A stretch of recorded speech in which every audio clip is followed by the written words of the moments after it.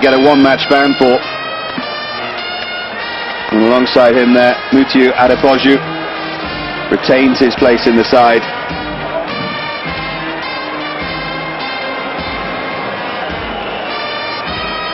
The colourful figure of Taribo West.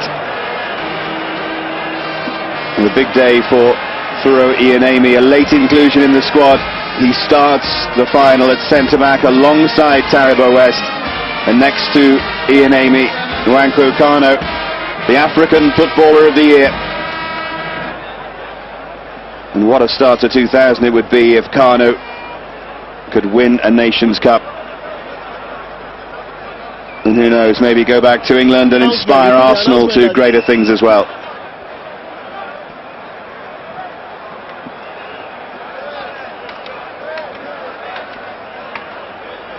The Cameroon players looking fairly relaxed, as is their wont. I think their captain, Rigobert Song, pretty much sets the standard for that. Now for the national anthem. Extremely casual defender at times is Rigobert Song.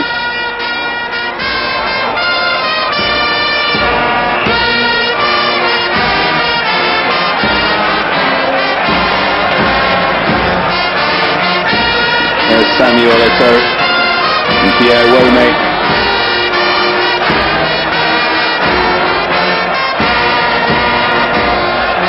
Wome returns to the starting lineup for the final. He's been injured throughout the tournament, and now he gets his chance. Kala and Njanka, so crucial in that back three. And there's the fastest man in this Nations Cup, Solomon Alembe. Brief glimpse of the coach of Cameroon, Pierre Lechon, to the Frenchman.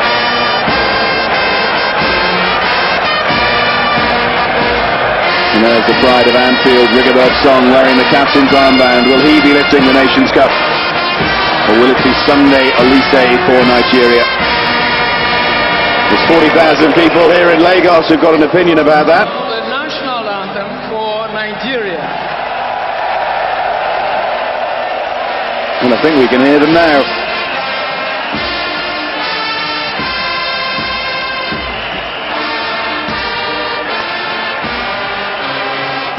The stadium rises for the national anthem of Nigeria.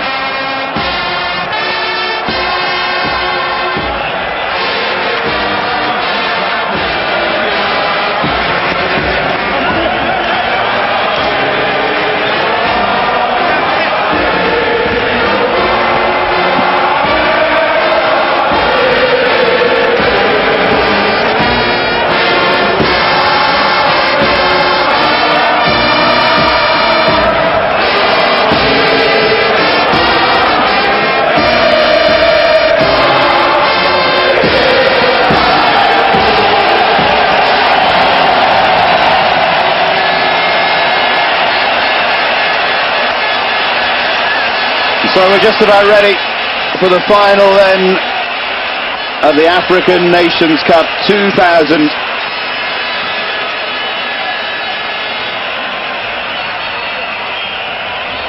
Rigobert Song exchanging pleasantries with that Nigerian side. That'll be over soon. And Mark Vivian Foe, who knows Nwankwo Kanu so well from London derby battles between West Ham United and Arsenal. Within your seat, there should be no running or crushing into the arena. Please. Trying to be very tight on security here in Lagos after the scenes during extra time in the semi-final, or rather the quarter-final against Senegal, when there was a threat that Nigeria would have to play their semi-final behind closed doors. And that threat was ever taken too seriously.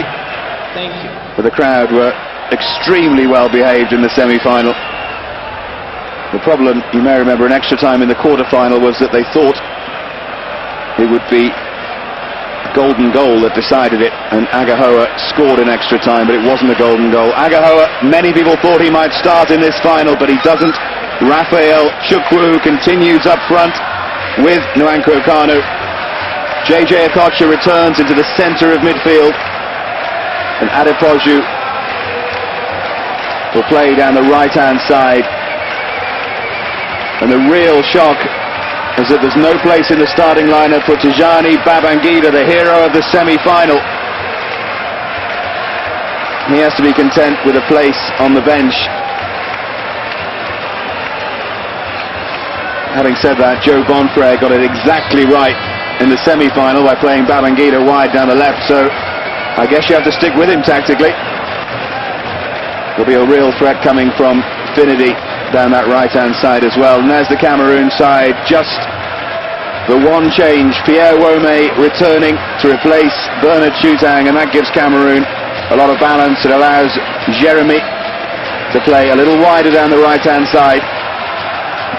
And Wome's left foot in the midfield allows Alembe to push further forward down the left-hand side as well. That's just about the perfect balance for Cameroon.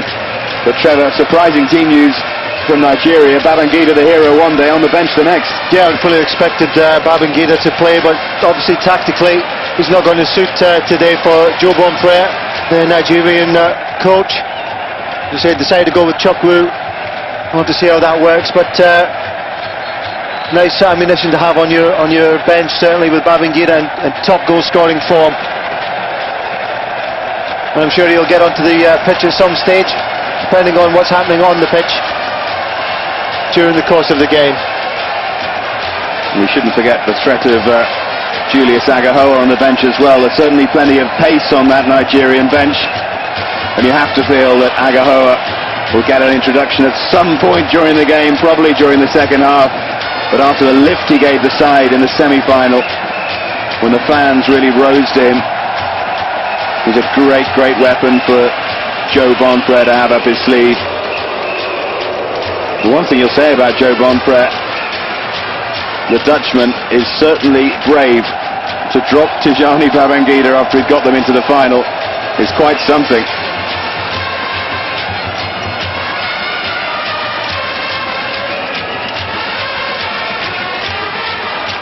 And so Murad Dami is preparing to get us underway.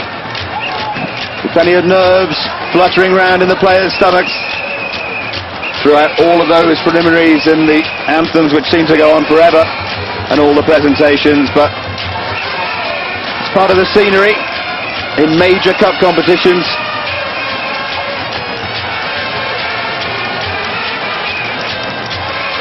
And this, our first major international final of the year on Eurosport. Loads more football still to come this year, of course. We'll be here with you for Euro 2000 as well.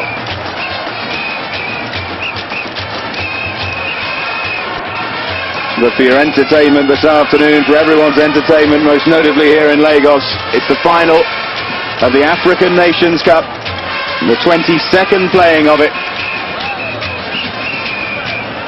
And finally, once he's got the signal,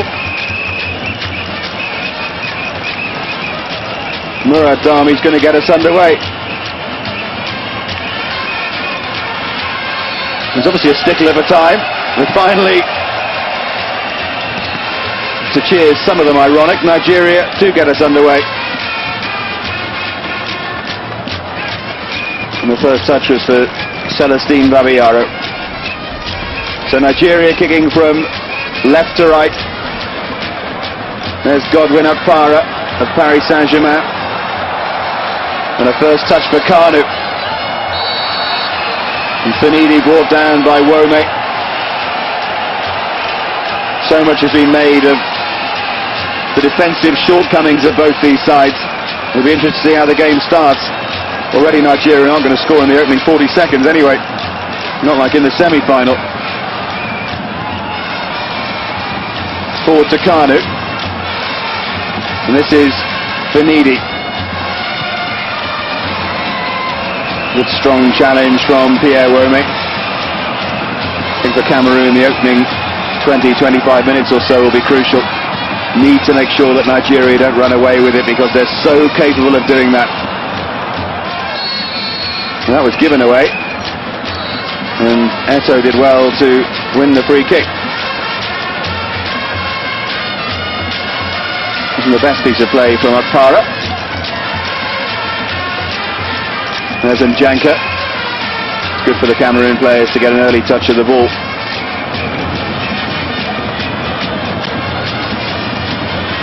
There's Jeremy and Foe, two very influential figures in this side.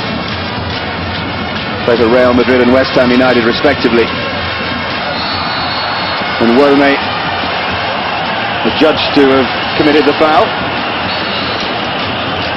Well, Wome started the game very physically. That's two challenges he's had in the first couple of minutes and two fouls already. To watch his step. Akanu finding just a little bit of space. Chukwu's ahead of him.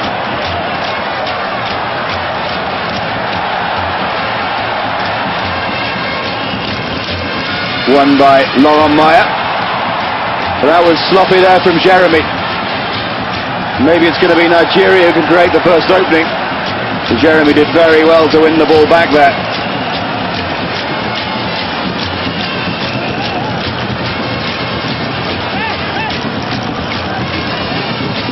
Good play from Eto'o, coming short. Well, Jeremy was looking for his options. He didn't seem to have too many there. Forward from Finidi.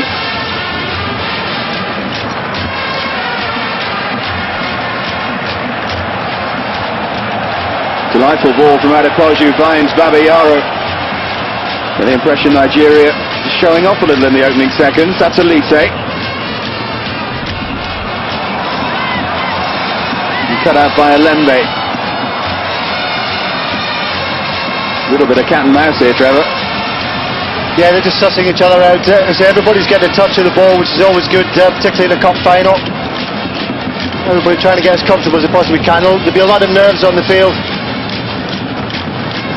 And of course that first goal will be vital to either side. Whoever gets it really set the stall out.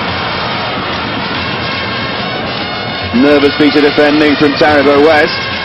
Come to expect that from him. Song's interception.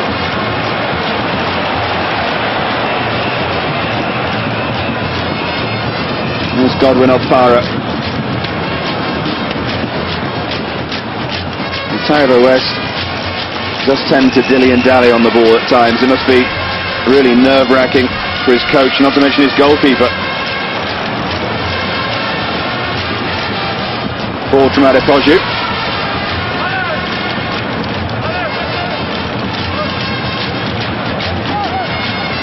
Now Opara.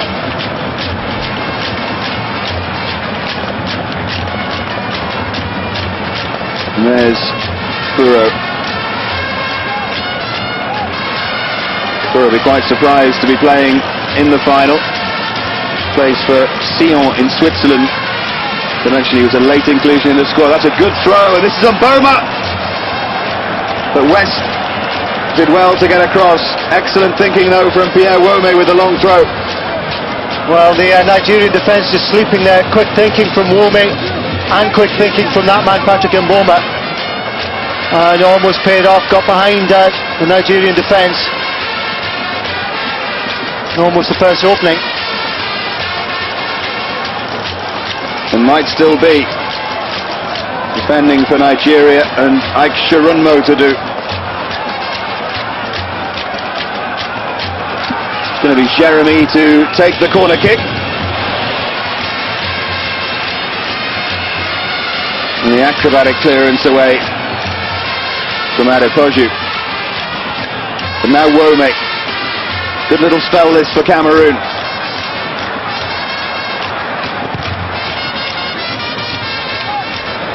The battle of strongmen there between Wome and Finidi.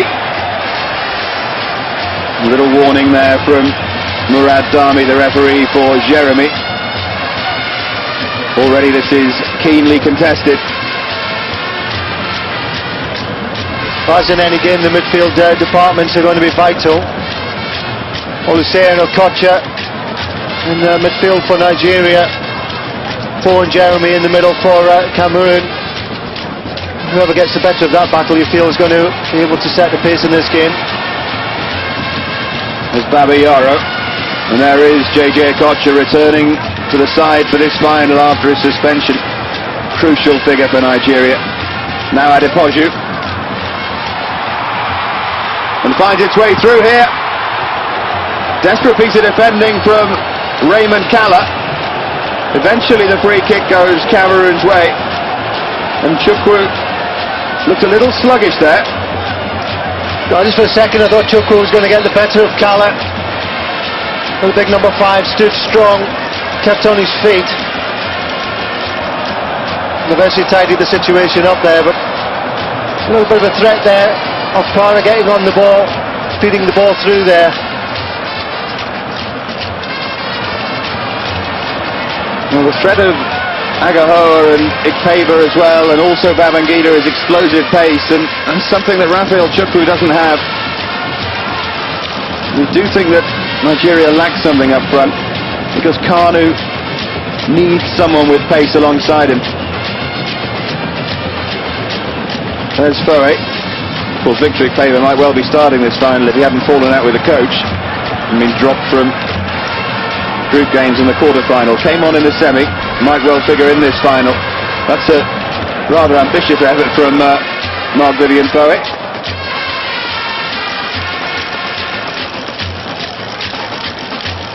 At least it goes in the efforts on goal column, I suppose. Now Babayaro.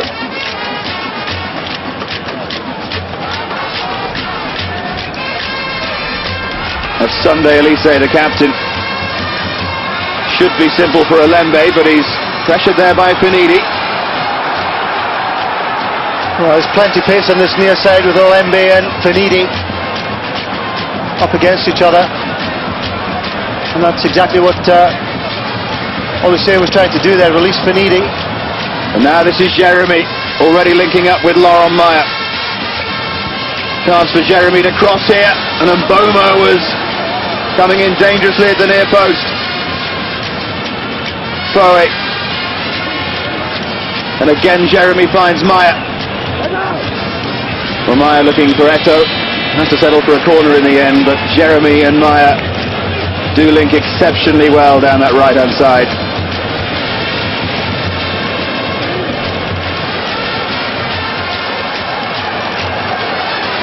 And Jeremy bustling across to the opposite side of the field to take the corner. I think Cameroon can be quite happy with the start that they've made. Possession-wise, they've had a bit more of it than Nigeria. And Jeremy's corner looked to be a little overhit there, and it proved that it was. Now, no real pattern to the two corners we've seen already. One underhit and one overhit. Can't quite work out exactly what Cameroon are trying to do there. Here's Kanu. And now Finidi. You wonder if Finidi and Olembe just might cancel each other out down this Nigerian right. Little ball dinged forward from Adepoju. Trying to find the chest of Chukwu.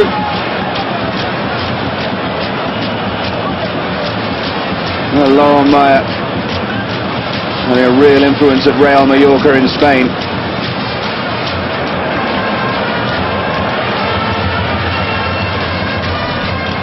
Olembe's touched that in down there. Well, the ball was looking for Wome. I think you're right to say that, Dave, that on the near side here, as I was saying, there's lots of pace on either side, Olembe and Finidi, but they're so similar.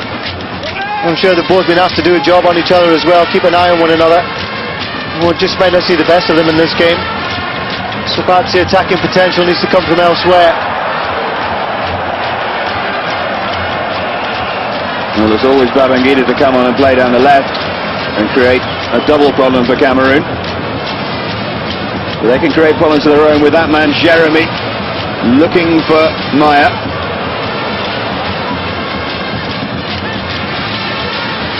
There's Jeremy again, seeing a lot of the ball early on. Well kept in there by Laurent Maya.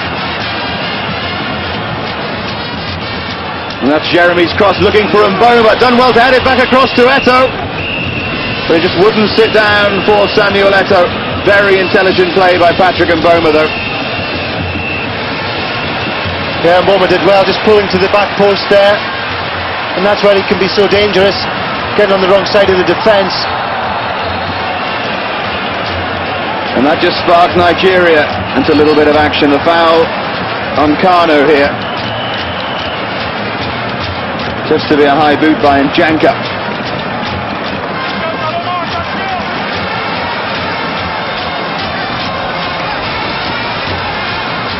Finidi typically casually takes the free kick, and typically casually it's given away. One of the failings of this Nigerian side, you could say, but can't really coach it out of them, I don't think. There's Njanka. And now Mboma. Mboma's going to try one with his left foot. It's very powerful. But it would have to be an extraordinary strike to score from there. Well, showing no lack of confidence there, Patrick Mboma. Mboma plays his football with Cagliari in Italy. And is an excellent player, very, very direct, very strong, very much left-sided as well.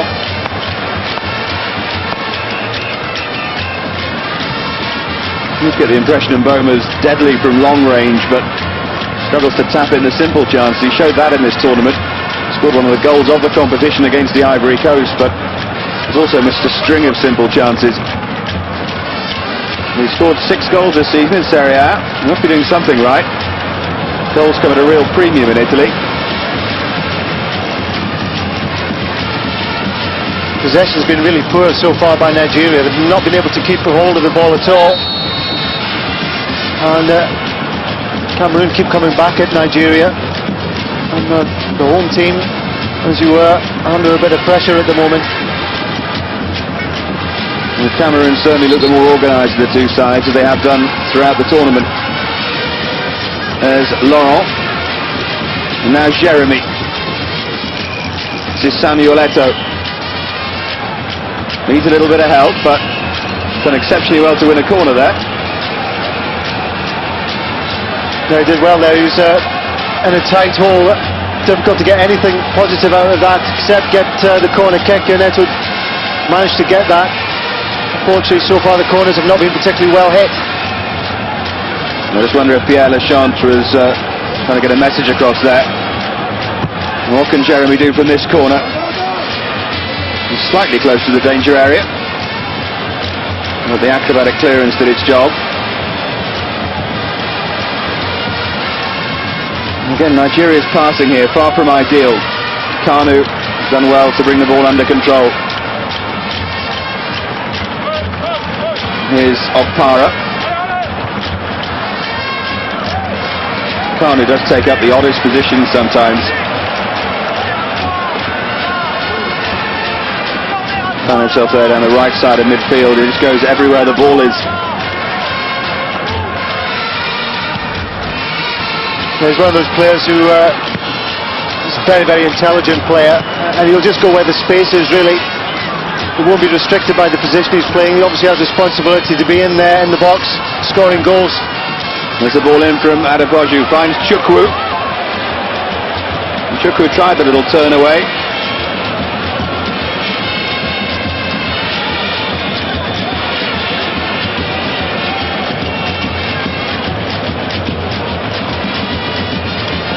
Rigobert Song. Pierre Njanka. Back three have done very well for Cameroon throughout this tournament. Past few years, actually. Njanka, Song and Kala. That is Kala.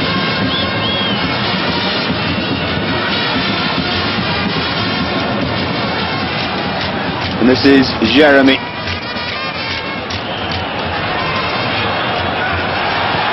And that was Eto'o in a little bit of space.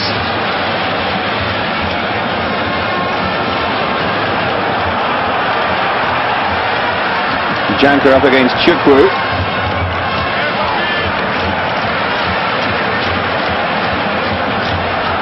Extravagant looking ball forward there, and Nigeria might be in. To Kocha. And just blazed it across the face of goal. He had no support. But suddenly, as they tend to, Nigeria came to life there. Yeah, they just burst into action there. It was a great ball forward. Okocha doing what he's good at here. Step over. Unbalances Kala. As you see, not a Nigerian shirt in sight there. Unfortunately, that tells its own story. Good defending as well by Cala there, very strong.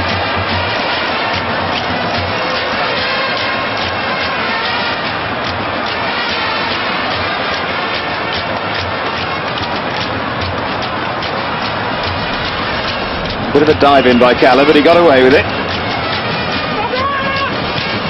Cameroon have kept possession well so far, but having said that, it's given away. You should just keep my mouth shut.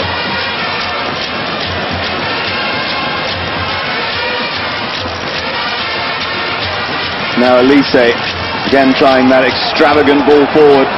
Well, last time he found a Kocha. That one, radar not quite working.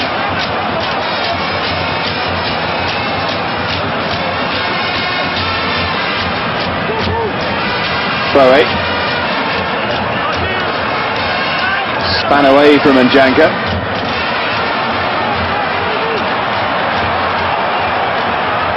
The run there from Kanu. Played in by Chukwu. Adepoju had made ground. Just sense that Nigeria is starting to find their feet here.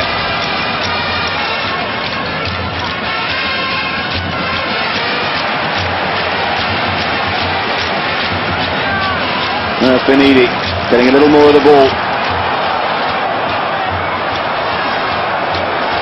And Njanka was always favourite for that.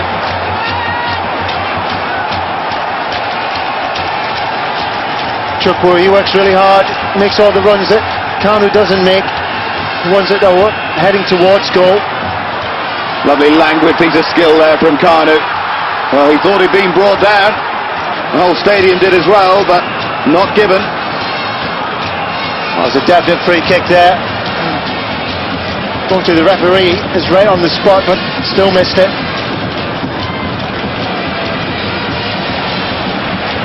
And Nigeria are capable of just exploding into action like they've done in the last 2 or 3 minutes. Just up the tempo.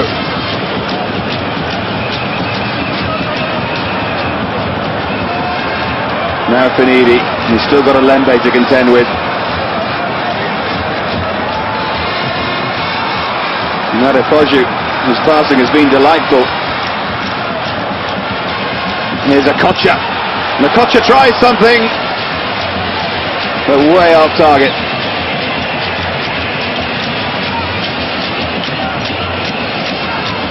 It is better from Nigeria now. They have stepped up the tempo. Starting to look busy. First 15 minutes, they did look really untidy compared to Cameroon. Things just starting to come together for them a bit better now. Don't forget you can have your vote for man of the match by calling whichever number is relevant. Man of the match in the semi-final, Tijani Babangida, not on the field this time. And is this going to be the first booking? Referee certainly having a word with Akpara.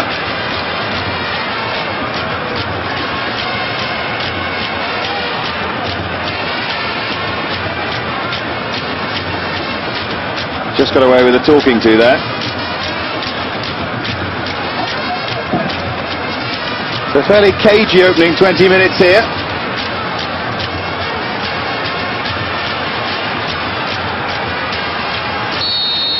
For this, a dangerous position. Lembe was making a move down the left-hand side, but in the end it was swung in by Wome, and fairly easy for Ike Shirunmu.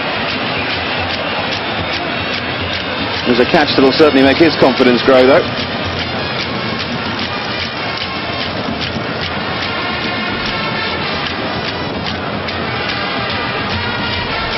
Well, Taribo West, never too convinced by him, I have to say.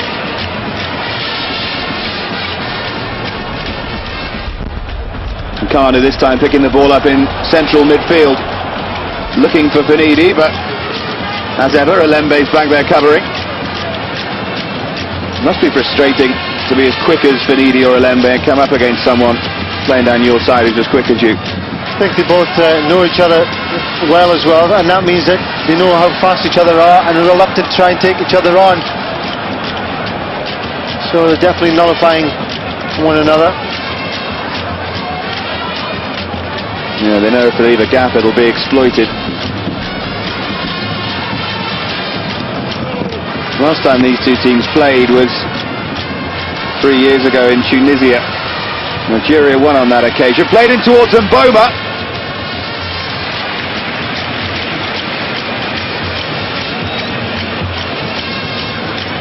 There's a good ball in there from the right-hand side by Mayer.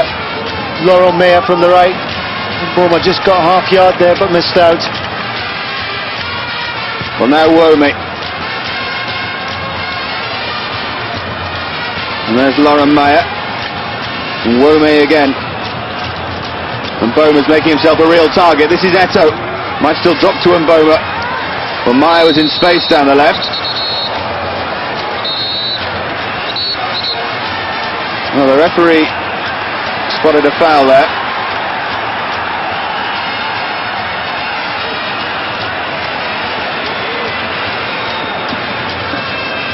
Well, Patrick Wome there has just stepped right over the ball.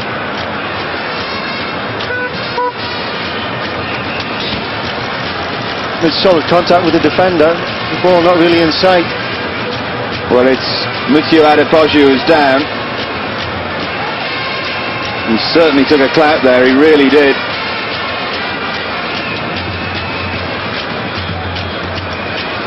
Was it just an over-enthusiastic challenge, or was there a bit of malice there, do you think? I think it was a bad touch initially from Wome, and he tried to chase it through. And Adepoju is bearing the results of that. The ice pack has been administered straight away. Hopefully he'll be able to continue. He's had quite a good start to the game, Adepoju. Probably one of the more effective Nigerian players up to this point in the game. Well, he certainly felt the challenge. We'll have to wait and see if he can continue.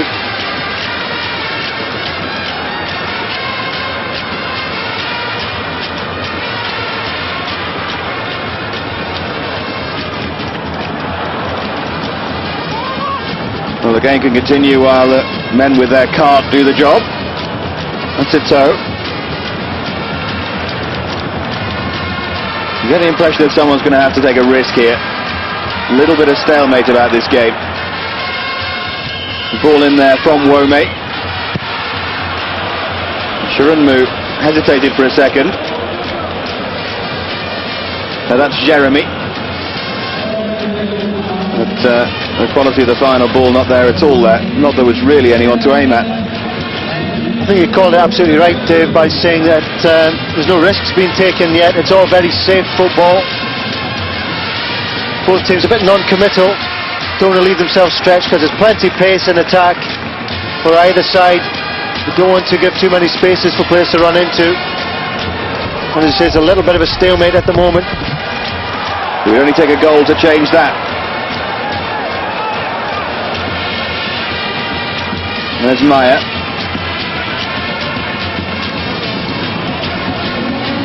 And there's some space here for Jeremy to run into.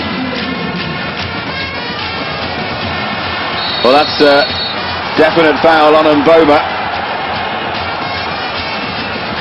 And finally the referee has to give the yellow card. It's Ian Amy. That was a magic bit of skill there actually from Mboma. I didn't quite see it perfectly well on the replay there. It was excellent work on the ball. And so Ian Amy becomes the first player to be booked for that blatant tug back. Never nice if you're a defender to be booked this early on in the game. Swung in dangerously towards the near post, and Cameroon have the opening they wanted.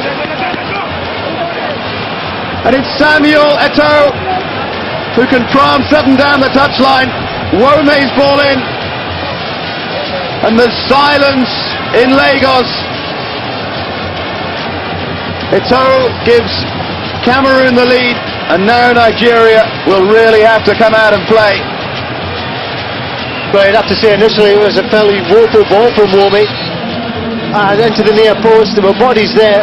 Wasn't a good ball in, but it broke to Eto'o, who finished quite convincingly when the ball broke to him. And for an instant that just silenced the crowd. And now the Nigerians have really got a game on their hands. and they may just have to take risks now, and of course that could just fall right into the hands of the Cameroon players. Well, we'd already suggested with stunning originality that the game might need a goal. It's got it, and it should open it up a little. The last thing you want is for the Nigerians to go into their shell. Well, they know they have to come and attack. And goodness me, they're capable of doing that. Header away from Njanka there. And there's no question that Cameroon will sit on the lead. I think they really defend well enough to do that. Well, there's Finidi, dispossessed by Kala. This situation will suit the Cameroon very, very nicely indeed. Have much more of a well-formatted defence. Just looks better than that of Nigeria, and they'll just like to sit on this lead for the moment.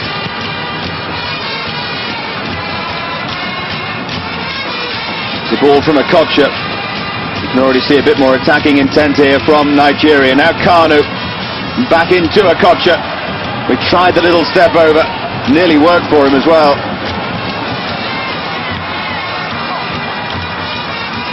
Great first touch from Adepoju.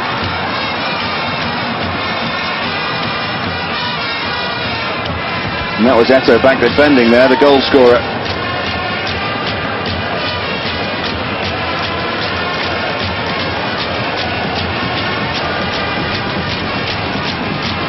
Well, the band's still playing, despite the fact that Nigeria are a goal down.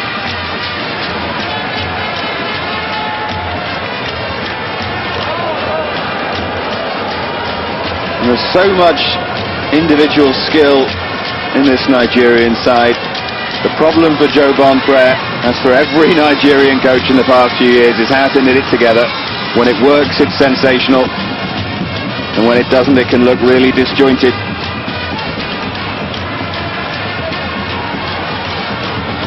But they will have a good patch, they pretty much always do.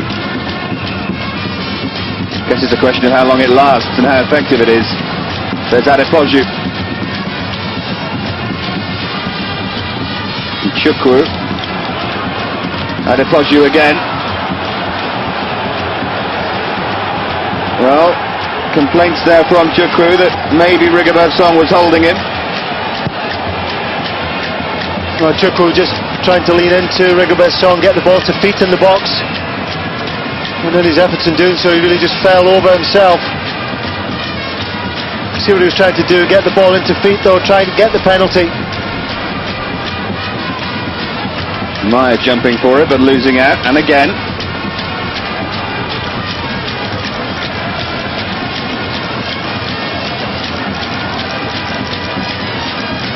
Now Song.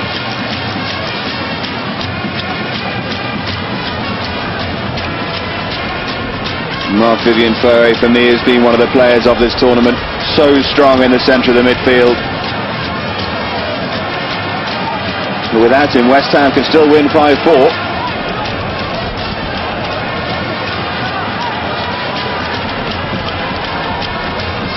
Forward from Njanka towards Mboma.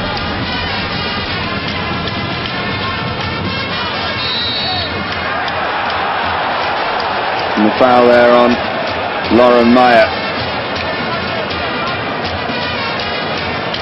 Very busy player.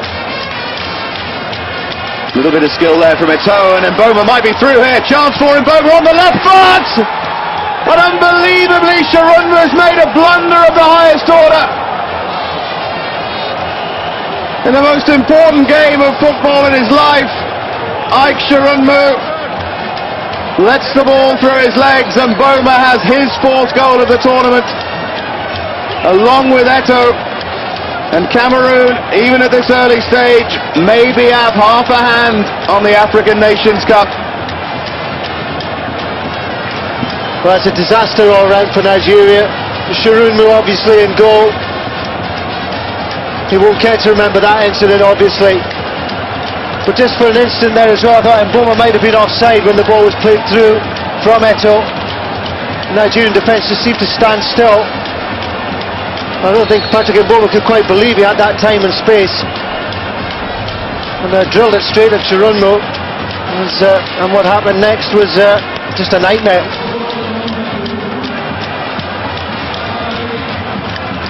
Well, 14 minutes to go until half-time. And don't Nigeria need a goal? The brave pocket of Cameroon fans having a great time. The rest of the stadium, well, close to silent. This is not how the script was supposed to go. Nigeria still have a chance to alter the denouement. Question of can they now?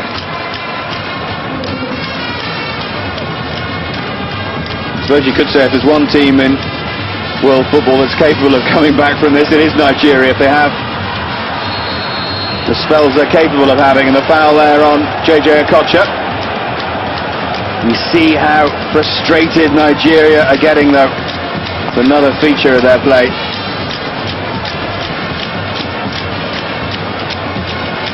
What wouldn't they give for a bit of wizardry here from the free kick?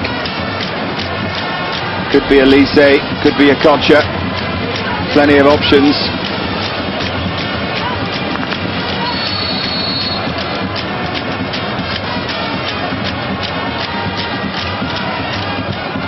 Well, Alium got to his right and probably had it covered, but Elise unleashed a real rocket launcher here.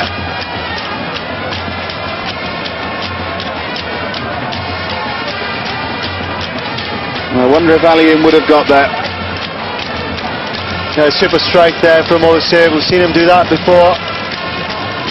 You can't half hit them. His direction was slightly out. And Alium had it covered anyway. He might have had it covered. I bet he's glad he didn't have to make the save, though. Two things aren't necessarily one at the same, as Mike Chirunmo has just shown us.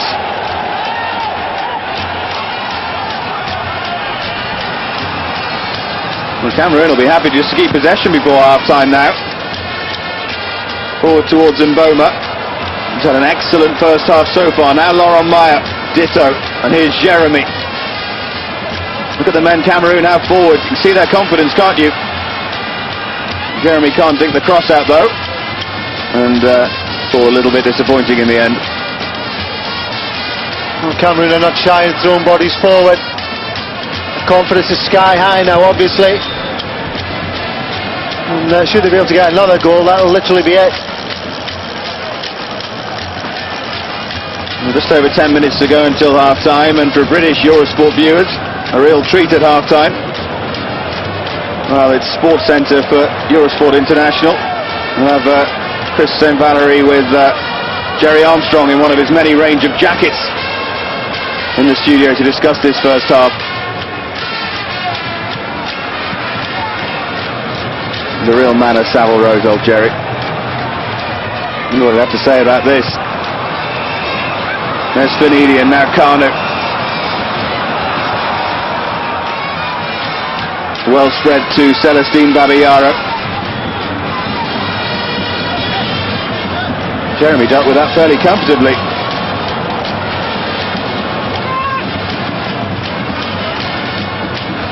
Wome.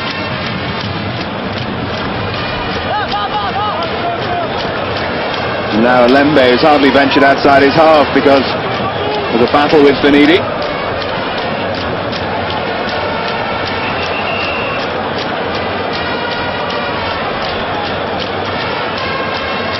Forward from Kalla and now Jeremy. And now in acres of space is Laurent Meyer. And Meyer can advance and continue to advance. But a goal kick, it would have been a brave referee to give a penalty there. Now, Laurent Meyer has been excellent in the first half, patrolled up and down the right-hand side, and they probably had more of the ball than anybody else on the field, and used it very well. And his passing, but his movement as well has been excellent.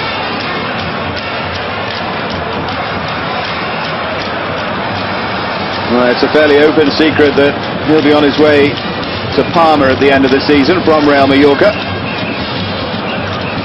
He does look an excellent player, Laurent Meyer. Now Kanu.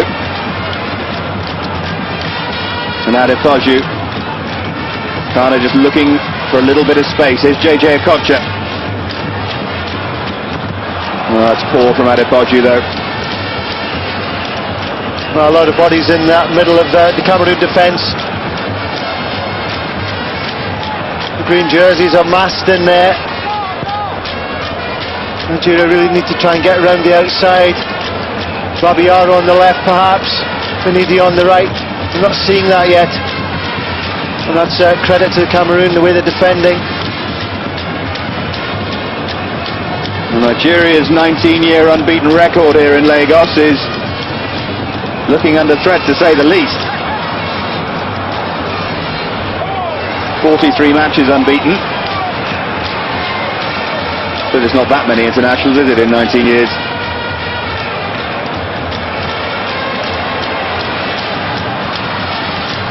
Forward from Babayaro. And it's going to drop here to Okocha! And would you believe, straight at the goalkeeper, a yard either side, it was 2-1. Well, he needed that one. He needed that to go in. A little bit of a deflection into Okocha's path. Tried to be clever with it and place it, but just only managed to place it into the goalkeeper's arms. Would have been a timely goal to score there. Just get the confidence up for Nigeria. Well, it's a really simple chance, and one you'd have expected Okocha to take normally. It was just the break Nigeria needed. Wonder if Joe Bonpre is already thinking about the changes he could possibly make. At least from a Nigerian point of view, he's got options, that's for sure. At the moment, Nigeria needing to defend though. Now Shirunmu is looking pretty shaky after the error for the second goal. Eto was not a long way away from that either.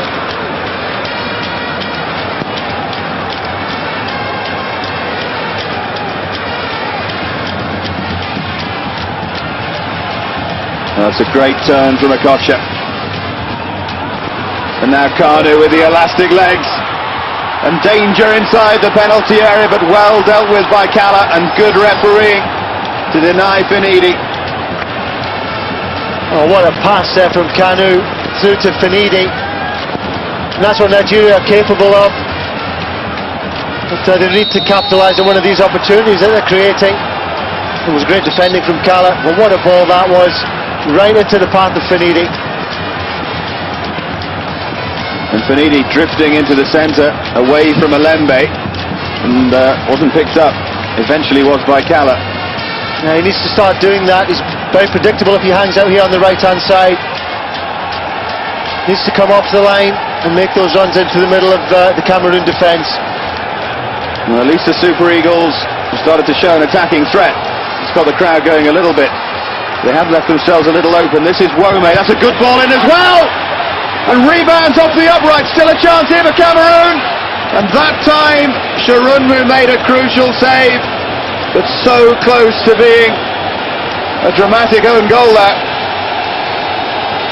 So much room for Wome on the left-hand side. And he delivered an inch-perfect cross. Well, Nigeria are hanging on here by a thread.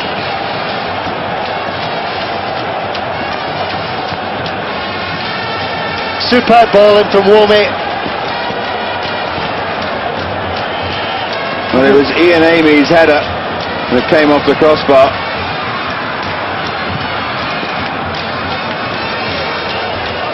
Well, that would have been a defensive blunder too far. Such a super ball in though, that's what made it difficult for Furo in the middle of defence. Now Finidi.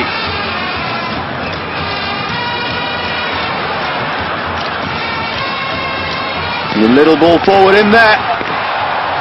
And Chukwu is challenging. Unnecessary flamboyant clearance, but the shot from Adepoju was really, really poor.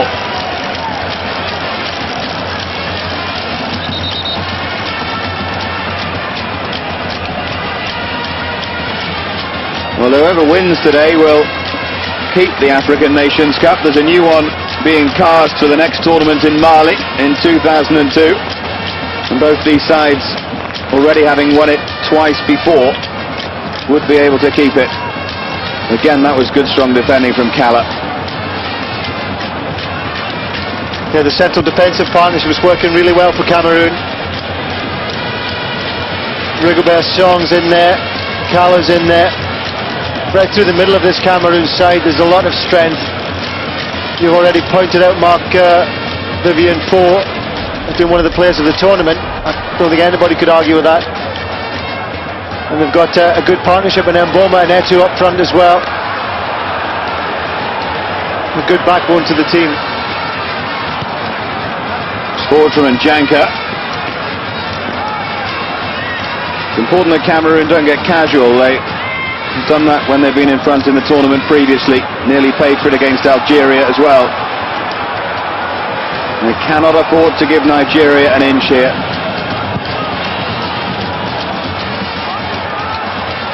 Well, it's very flamboyant from Mboma, and Sharona is coming. It's a chance for Eto to make it free. And it's spun. And again, Nigeria cling on. And the goalkeeper is being questioned once again. Quite pure persistence from Patrick Mboma originally. He wasn't favoured to get anywhere near the ball. Shirunmu just appeared from nowhere.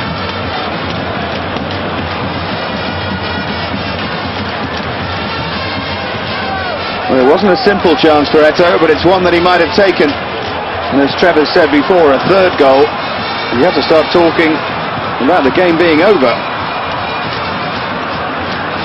Or at least talking about a remarkable comeback being required. A lovely turn from Okocha. And that probably should be a booking for Njanka. A wonderful touch from Okocha. And don't Nigeria need that sort of thing at the moment? They need a bit of magic.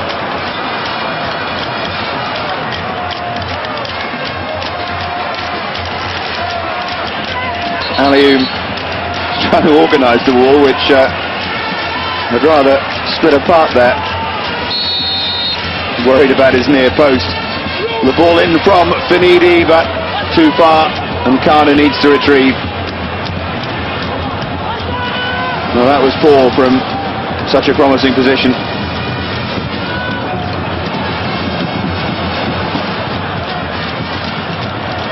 And driven towards Finidi, but he's never going to catch that.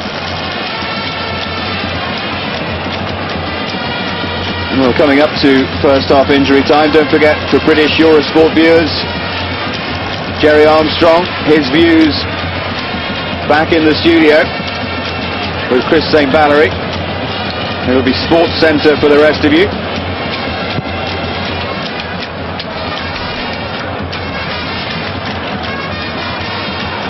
Well, great touch again from Mboma. He's putting them under so much pressure. He knew exactly what he was doing there.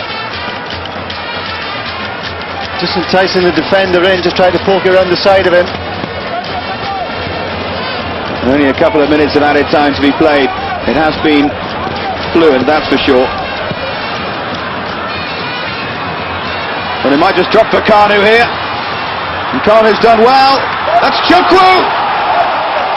And Nigeria have the goal back just before half-time, and how important could that be? Suddenly Lagos can smile again. Brilliant skill from Kanu. An accomplished finish from Chukwu. Nigeria are right back in the final. Well, it's again wide open. Chukwu's done very, very well there. Got the ball out of his feet. Dragged it across the goal past Aliou. And that's always a great time to score, particularly if you're 2-0 down. And Nigeria now go into the half-time interval with the backs up. Confidence returned. And most of all, they'll have the belief that they can get back into the game.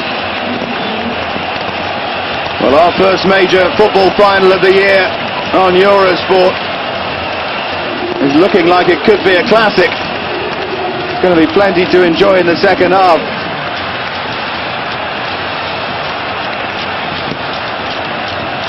Forward from Babayaro. But Kanu did well as well for the goal. Held on to the ball nicely, dragged a couple of defenders into the central area and released it to Chukwu, who did the rest. I suppose Chukwu is destined to score after I suggested he was lucky to be in the side.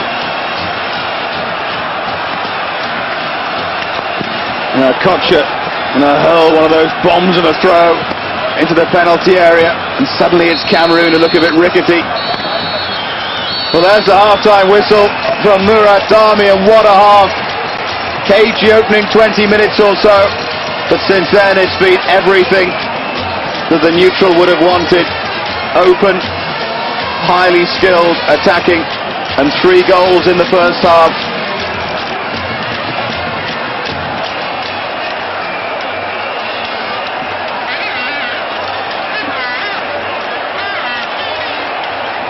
Well, Cameroon had chances to make it 3-0, most notably when the ball fell to Eto'o outside the penalty area, and you wonder, will they regret that, because Nigeria found a real lifeline just before half-time with the goal from Chukwu. They still have Agahoa to come, and we still have the second half to come here on Eurosport.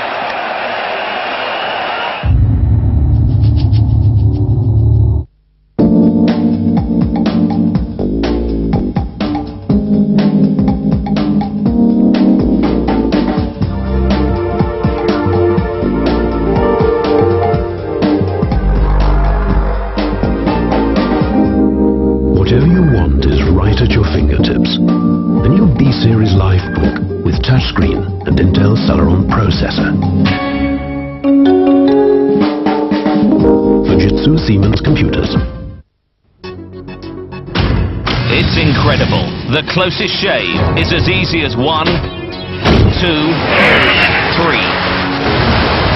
Map 3. Easy error-free loading. Easy open flow rinsing, and 3 blades that shave progressively closer in 1 easy stroke. Map 3 for the closest shave in fewer strokes with less irritation. It's the easiest way to the closest shave. Map 3 from Gillette.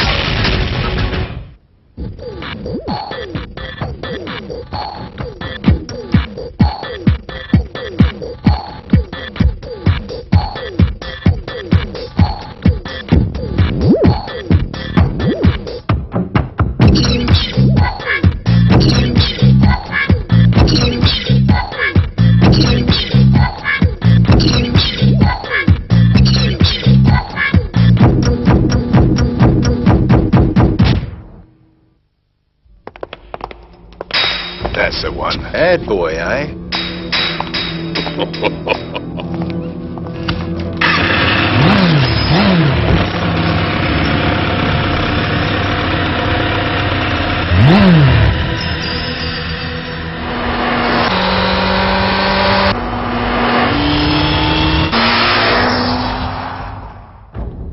Boy, look at this. Wanted. Bandit. Suzuki. And so they're still recovering from that first half back here in Lagos, and the Nigerian fans are smiling again. 2 goals down they were after 32 minutes. Samuel Eto'o giving Cameroon the lead, and then Patrick Mboma driving the ball through the legs of Ike Shirunmu. The Nigerian goalkeeper having nightmares, but right on the stroke of half-time, Raphael Chukwu giving Nigeria a lifeline. For international viewers now, it's time for Sports Centre.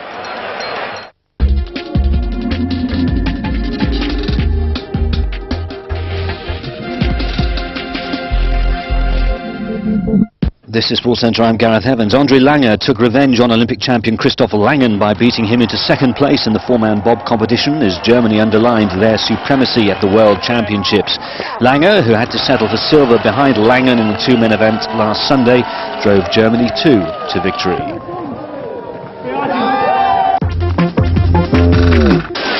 Fritz Strobel and Werner Franz outskied their normally invincible Austrian compatriot Hermann Maier on home snow in Saint-Anton to tie for a World Cup Super G victory. Strobel and France took full advantage of low start numbers and steadily worsening weather conditions at the site of the 2001 World Championships to beat Maier by 26/100ths of a second. The result marked the first draw in a Super G since Maier and reigning Norwegian overall World Cup champion Lasse Kjus clocked identical times for gold at last year's Vail World Championships.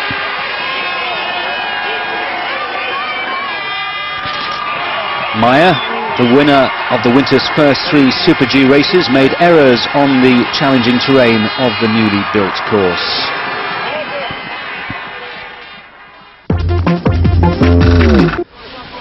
Finnish jumper Jani Soininen was another casualty at the Ski Flying World Championships at Vikersund in Norway, but his fall wasn't as bad as Arte Kamadolin's yesterday. The event had to be called off for the second day in a row due to adverse weather conditions and computer problems. It's proving to be a frustrating championships for German favourite Martin Schmidt. Organisers hope to go ahead tomorrow. Norway's Frode Andersen had a nightmare on the firing range, missing 5 targets, but still managed to win today's World Cup 12.5-kilometre pursuit race at Östersund in Sweden. Friday's sprint champion over 10k narrowly held on to his advantage and scraped home first in 33 minutes 22 seconds, but he was chased all the way by Pavel Rostovtsev. No penalty loops for the Russian, and he finished 4.9 seconds behind an exhausted Andersen. Germany's Rico Gross came in third, while Norway's Oliana Bjorndalen was disqualified on a technicality, allowing Frenchman Raphael Poiré to take the overall World Cup lead. Germany's young rising star Martina Glakov ambushed the established stars by winning a women's 10-kilometre pursuit. The 20-year-old was perfect on the shooting range with 20 hits from 20 shots, and that laid the foundation for her success. Russian Svetlana Chernisova in second place missed 1 target and was forced to ski a penalty loop. Her compatriot in third place, Svetlana Ichmuratova, had 3 misses on the range. Glakov came home in 31 minutes 29.3 seconds for her second victory of the season, a result which must put her among the favourites for the World Championships, which start in Oslo next week. Second seed Natalie Torzia upset defending champion Serena Williams to win the Paris Open. Spurred on by her home fans, the American number 1 seed, the French number 1, took the opening set 7-5 and then rushed to victory over the American top seed. It's the first time Torzia's won in Paris at the 8th attempt. In the semi-finals at San Jose, second seed Mark Philippoussis beat Jim Curry of the USA. He'll meet Mikael Tillström of Sweden in the final. Finland's Marcus Gronholm won his first World Championship rally at the 35th attempt when he took the Swedish event today. The Peugeot driver recorded a winning time of 3 hours 20 minutes 33.3 seconds, finishing 6.8 seconds ahead of compatriot Tommy Mäkinen in a Mitsubishi. Briton Colin McRae snatched third position in his Ford on the final stage, ahead of home driver Thomas Radström in a Toyota.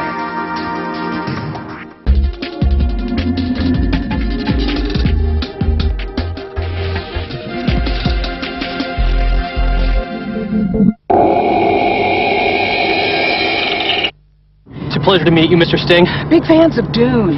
We're here to show you how to drive traffic to sting.compact.com by tapping into the equity of your Stingness. How? Quality merchandise. Like the brand new day alarm clock. It's my head. If you want to send somebody a message in the bottle, this is what you need. How romantic is that? It's a Sting Jell-O mold. What do you think of that? The brand new day toaster emblazons your face right on anything you stick in here. Toast, bagels, doesn't matter. Some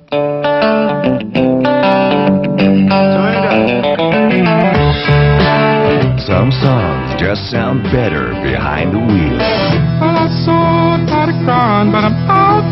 Tracks that make you want to drive simply for the sake of it. And these are the 60 original and best road tracks.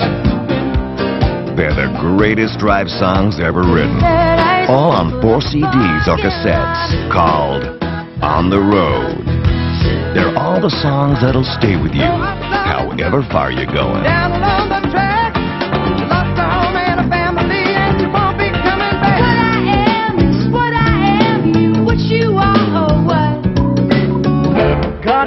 black magic woman. Got a black magic woman. Everybody's talking at me. I don't hear words they're saying, only the echoes of my mind. When I was walking in Memphis. To get on the road, you buy direct by picking up the phone. For your copy, call now. At Insight, we know great music when we hear it.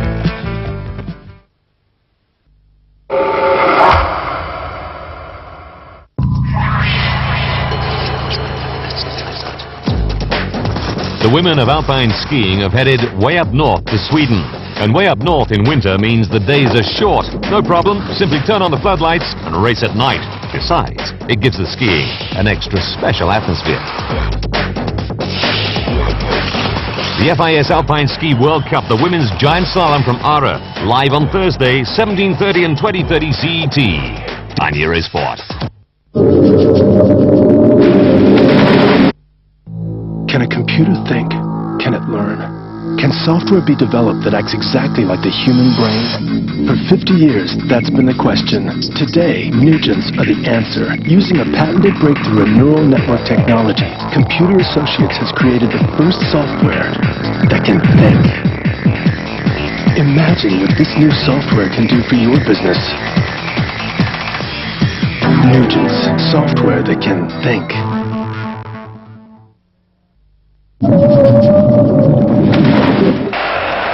And welcome back to Lagos. Half-time score, Nigeria 1, Cameroon 2. Nigeria's 18-year unbeaten record here is in danger. But that goal from Chukwu just before half-time gives them a chance. Highlights now of the first half, and Trevor Stevens going to talk you through them. Well, it was a crucial first goal there. Eto'o's had a terrific first half along with Mboma up front for Cameroon. Struck lucky there, the ball fell at his feet. Question of offside there from Mboma. Was the best finish. Shirunmu in goal there for Nigeria, that's one to forget. Particularly when it's in the African Nations Cup final. And really Nigeria looked almost dead and buried, and that would have been them dead and buried there. That would have been 3-0. And eventually Shirunmu gets down to save. 3-0 would have been really curtains. Comes off defender there, Furu. Second effort from Eto'o. Shirunmu saves. And eventually, ball comes to Chukwu. And Nigeria are back in the game. It's a real hope for Nigeria. We'll find out what happens after the break.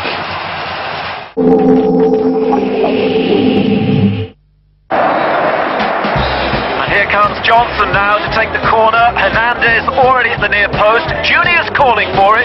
Johnson plays it short to Ryder. Ryder to Jones. Jones now to Bernard. Where's he going with it? Bernard hits a long cross to Manieri. Manieri to Jackson.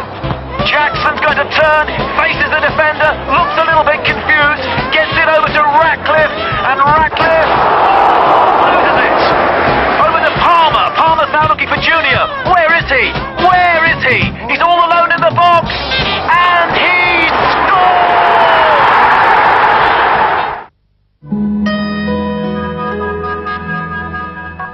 To sing for me is the greatest freedom. Freedom to soar, to swoop, to go wherever I want when I sing. All aspects of the creative process involve computers. 4-4 Nigeria. It contains a new face as well, the man the crowd wanted to see. Julius Agahoa, who turned 18 yesterday, is going to be on for the second half of the African Nations Cup final. The man who might not have been the best player of the tournament so far, but is the indisputable star. The somersaulting centre forward Agahoa has replaced Raphael Chukwu, scorer of the goal right at the end of the first half.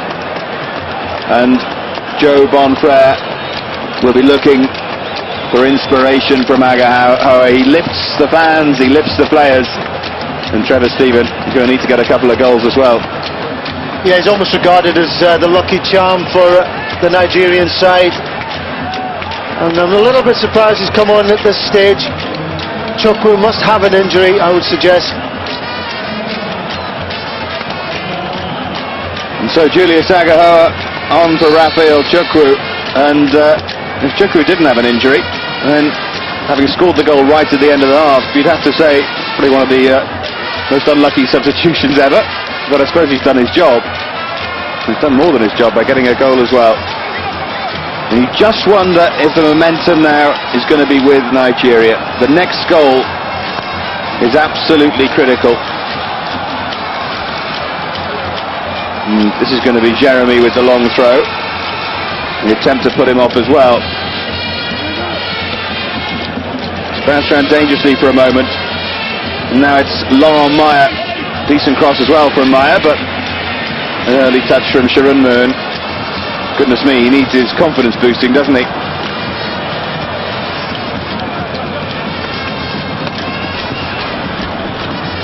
Here's Jeremy.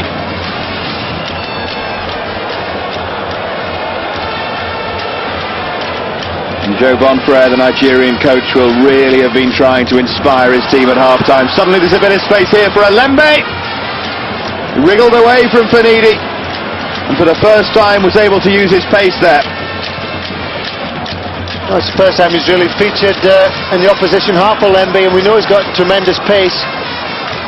It just opened up in front of him there, took his chance, covers the ground so quickly with the ball at his feet.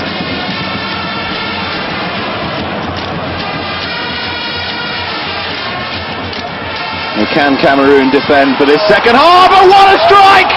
What an unbelievable goal from JJ Okocha! And so, parity is restored. Lagos goes berserk. JJ Okocha has driven Nigeria right back into the African Nations Cup final. What an absolutely fabulous shot there. Okocha could not have hit that better. It was almost wind assisted, except there is no wind here. But that brings Nigeria level, and they must now be favourites for this. I get the feeling the momentum's with them, and the crowd might be with them as well. And what a test now for Cameroon. 2-0 up, chances to make it 3. And now 2 goals in the space of 2 minutes, really, either side of half-time. Well, what a goal to score in a cup final as well. That goal would grace any game, never mind a cup final. Well, Alioune got a hand to it, you know. He did exceptionally well to do that. It's going like a rocket from Okocha. Yeah, and on his weaker foot as well, remember. That was his left foot from Okocha. He's a right-sided player, remember. They just timed it perfectly. Now Cameroon come back. Get a feeling this game is going to open up now. He could be in for a second half treat. Cameroon won't lie down. They've shown previously they've got stickability. Jeremy's long throw. Header on by Foe towards Mboma. Well, we did say, Dave, didn't we, before the game started, that there's not a great chance that defences were going to be on top through this game. And it's definitely proved to be the case. Great strike from JJ Okocha. Might have missed the semi-final, suspended. And I think he's made up for his absence here. And you wouldn't like to bet on it, although you would say that Nigeria are favourites.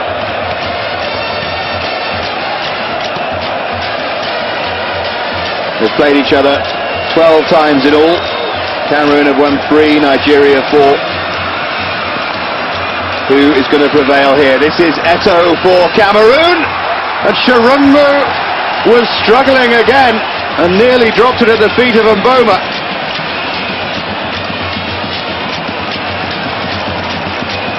Yeah, all in all, there was good goalkeeping if you look, because Patrick Mboma had just got the better of the defender. And if Sharon hadn't made that interception, sure Mboma would have finished it off. Great ball to Benidi. And this is Agahoa. A little bit flashy from him, as it is wont.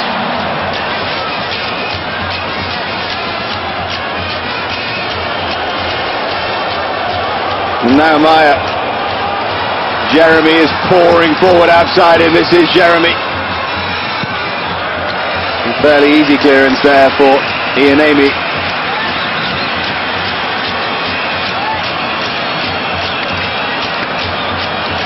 Well, both sides have decided to attack. It was cagey for the opening 20 minutes. It's been anything but since.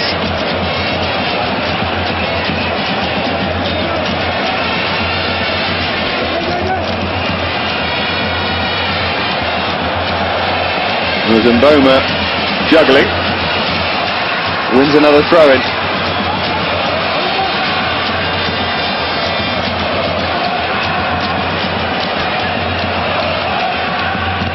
Looked like a foul throw from Jeremy, that. Thought I saw his foot come off the ground. Now he won a corner. Was it another throw?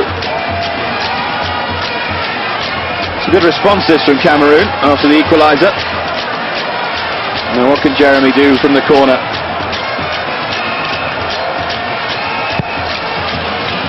He swung in dangerously, but good acrobatic clearance there from Adepoju.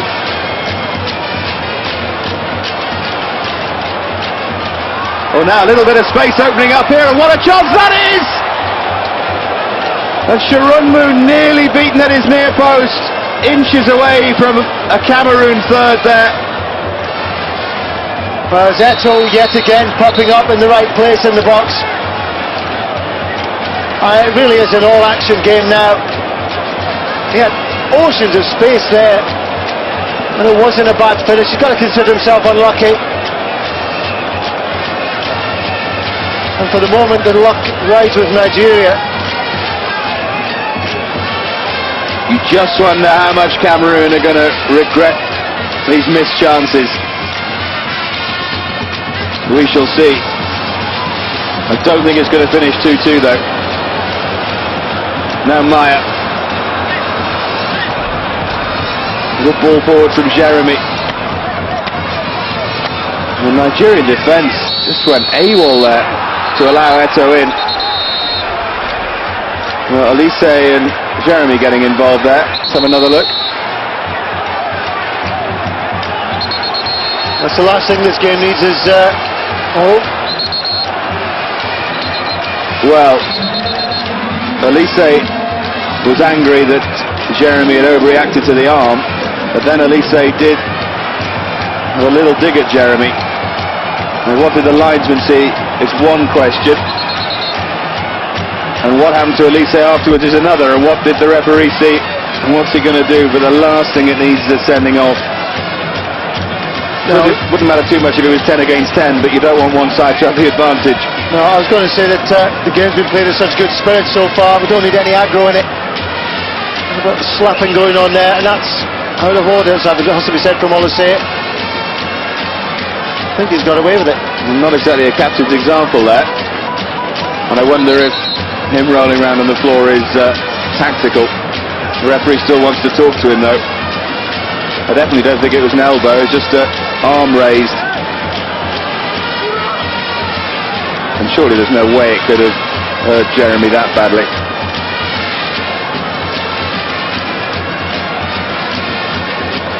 Maybe it grazed his eyelash. There's the fairly basic method of lifting onto the stretcher. And Jeremy's sorry he was writhing round now.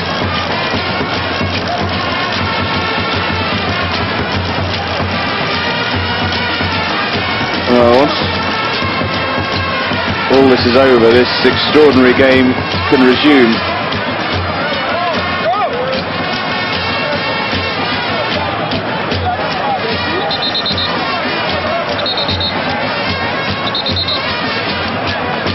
I still think the referee wants to talk to Elise.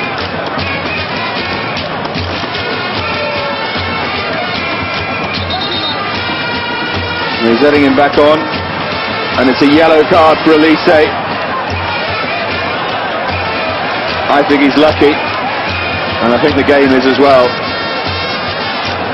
All credit to the referee. Muradami spotted the incident, and he's dealt with it accordingly. I think all the same was just trying to get away with it there, staying off the pitch for as long as he possibly could. So the second yellow card of the game, Ian Amy Furrow having been booked already.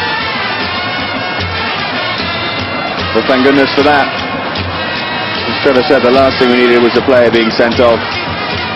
It's looking such a good game.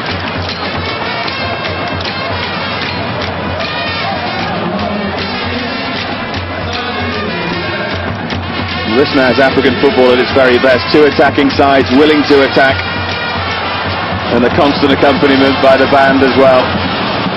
That's Wome.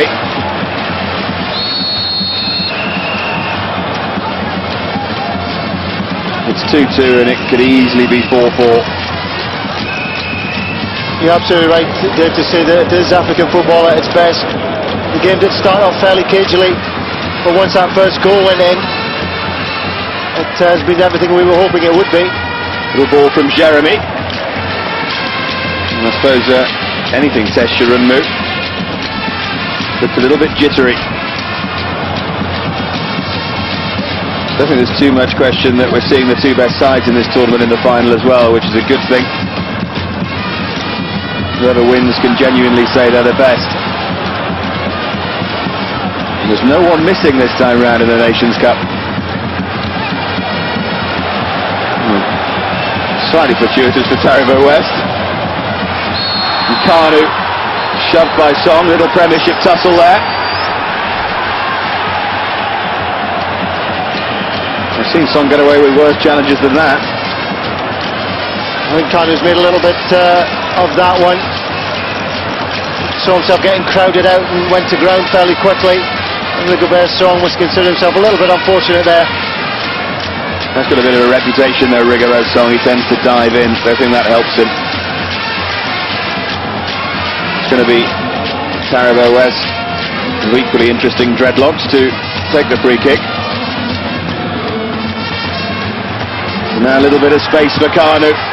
Well, he's done well to wriggle away, but he was looking for the free kick, and that's excellent refereeing. He wasn't fooled. Now Adepoju. Little run from Agahoa there. Been a little quiet since he came on. Well, now a little bit of space and driven straight at Alioum with Kanu closing in. And this game is really on a knife edge now. Great strike there from Finidi, but it's lovely work again from Nigeria. Lovely 1-2 played. Well, they're really starting to play now, Nigeria. Cameroon look a little dispirited, although having said that, they've just hit the post. Adepoju brought down there. Taken quickly to Okocha, but he's going to strike one for a second. The skill from Mboma near his own penalty area. This is football played with real joy.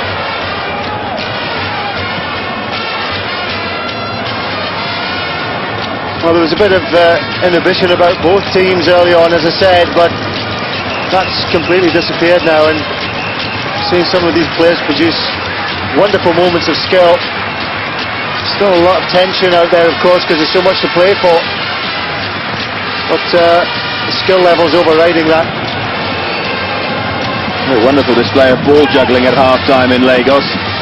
It was Stephen-esque in its artistry. I wonder if that's inspired the players. Oh, great ball forward here to Laurent Meyer, and Laurent nearly picking out Eto. And so much credit must go to Cameroon here in a highly partisan atmosphere. They're still creating chances. But Taribo West is probably fortunate he got the bobble there, and it's hit his knee. Laurent Meyer's put the ball in here. I think he's probably been one of the best players on the field, if not the best. Strength there from Mboma. Ball in from Jeremy. Yeah, Taribo West was pretty lucky there. That could easily have glanced off the knee and been an own goal.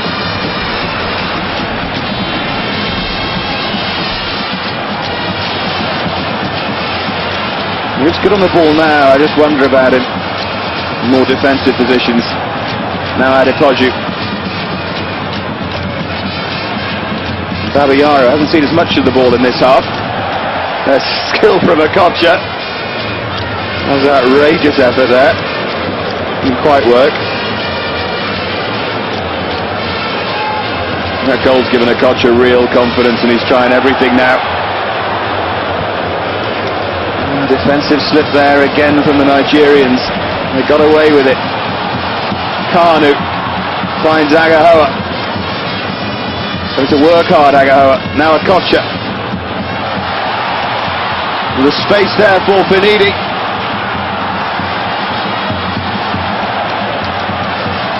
Dinked in towards Okocha. It looked like a hand there.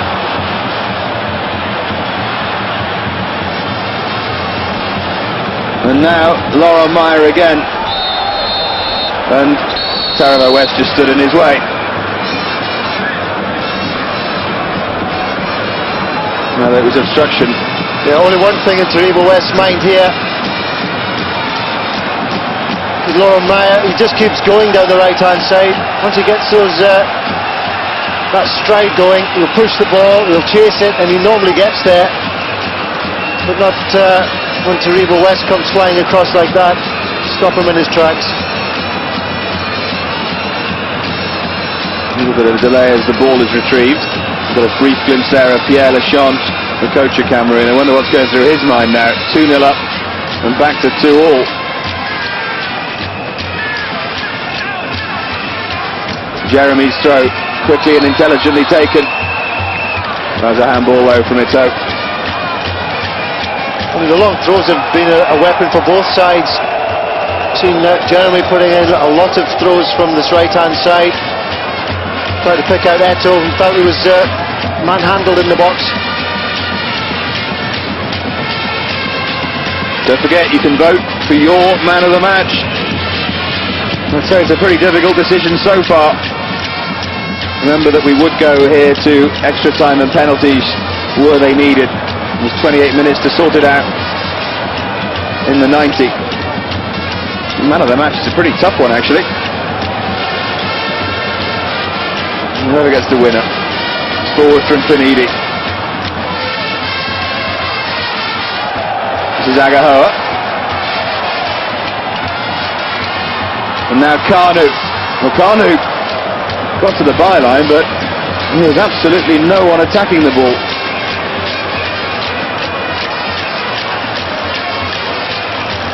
There's Jeremy. Great ball forward from Jeremy. Not a bad touch either from Mboma. Same trick twice, wins a throw-in. And you know what he's going to do, but you can't actually stop him doing it. Again, for such a big, powerful player. Very, very good footwork on the ball.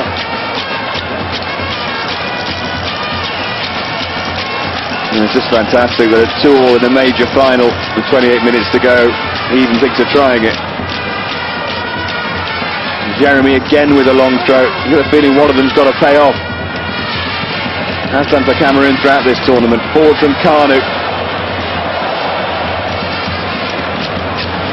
Both Eto'o and Mboma are now just one goal behind Sean Bartlett, the tournament top scorer. They're on 4 each and he's got 5. Okocha has got 3.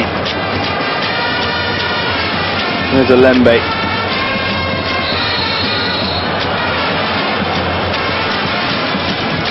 And there was a dive in there into the back of Mboma. Ian Amy. Already been booked, needs to be careful.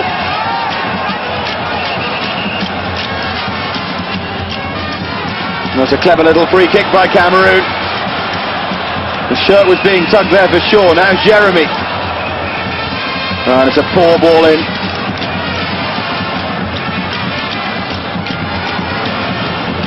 Cameroon look the stronger here at the moment. This shows Great mental strength. Jeremy had made the run, but Laurent Meyer didn't see him. Now Rigobert Song. And Boma wanted it played early. Maybe he'll get the service now from Meyer. No, Babayaro adjudged to have shoved Laurent Meyer. Well, he's almost unstoppable, Laurent Meyer. He's got an electric pace off the standstill. Wins the free kick.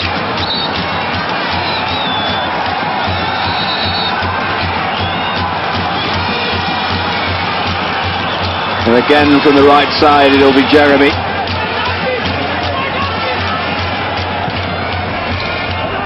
And whipped in towards the back post, towards Foe.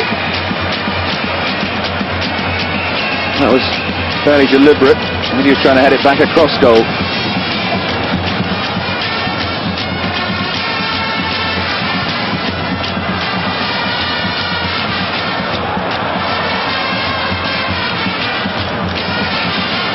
Certainly puts Aka Built to shame.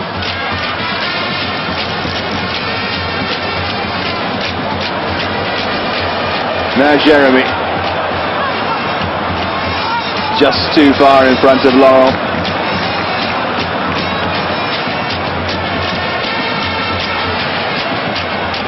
Schwimmer was looking for the option short, but wants to bang it long downfield. Or rather artless.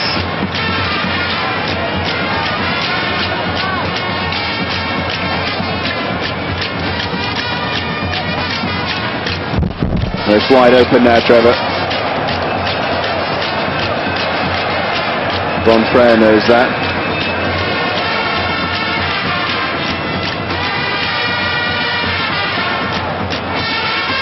Really, with under 25 minutes to go, absolutely anyone could win here.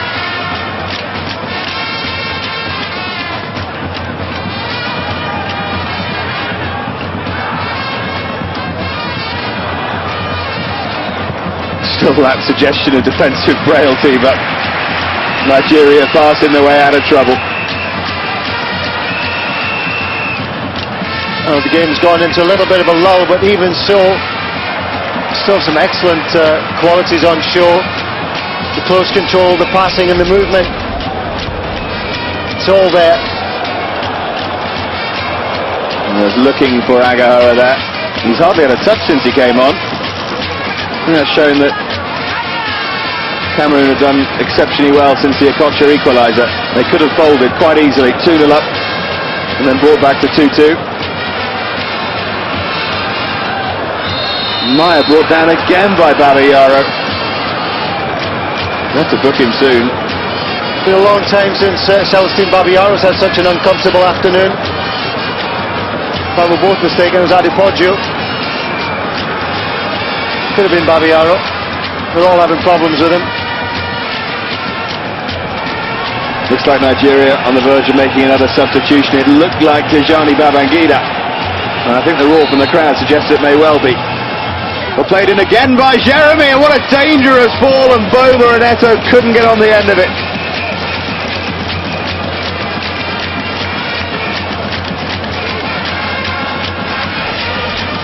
In the end, the big centre-back's header went wide. Real quality, though, from Jeremy there.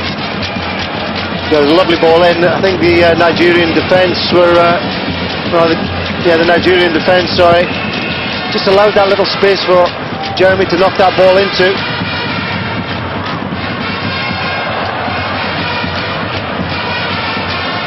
He certainly picked his spot.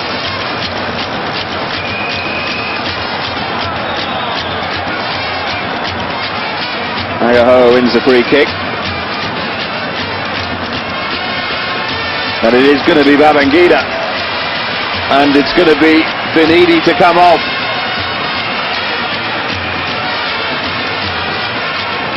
So right-sided player for right-sided player, although Babangida caused all the havoc in the semi-final. Down the left, of course. Most surprising that he was left out, but I suppose it was a question of how do you fit him into the side. He now has about 20 minutes or maybe longer to make an impact. There's every chance he might do, given the way he played in the semi. Well, that was a fairly thoughtless ball from Ian Amy.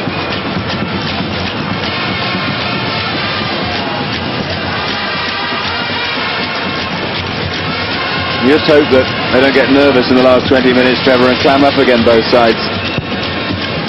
Yeah, the game has settled somewhat, just tightening up slightly. Might take just a flash of genius to settle it. This is Agahoa trying to provide it. He's going to do well to get round Calla, but he's drawn three of the Cameroon defenders towards him and won the corner kick. That's when Agahoa is at his most dangerous, when he can get into the penalty box with the ball at his feet. Calla stuck to his guns there. Made sure he wasn't going to get a final delivery of a ball into the box.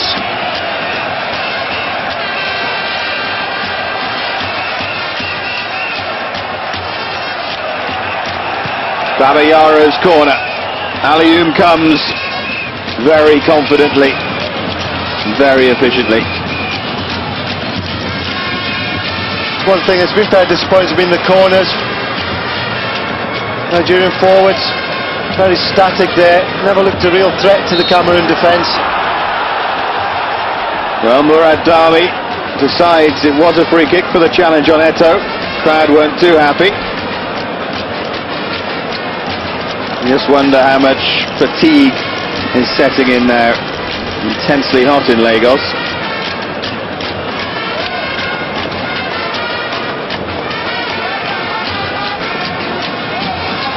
So Mark Vivian Thorick.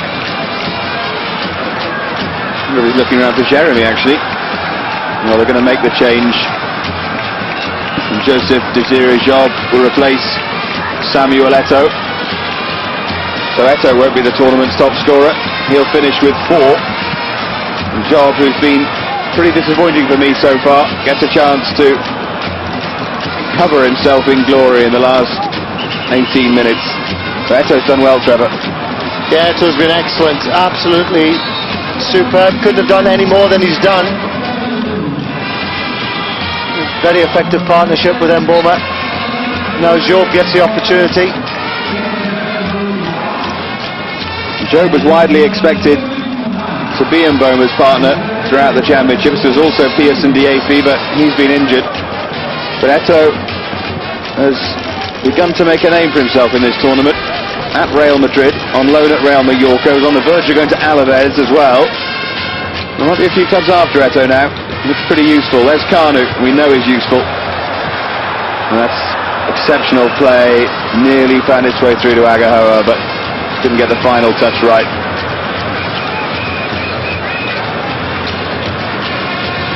Kanu is an exceptionally awkward customer.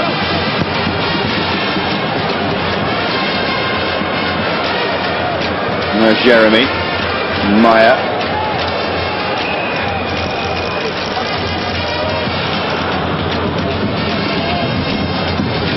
And there's Song. Going to be too far in front of Laurent Maya. Or who'd be a coach. Nothing Pierre Lechant can do now.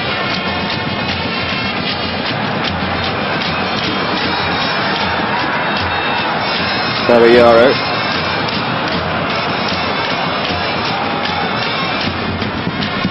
We're entering tense, edgy territory now.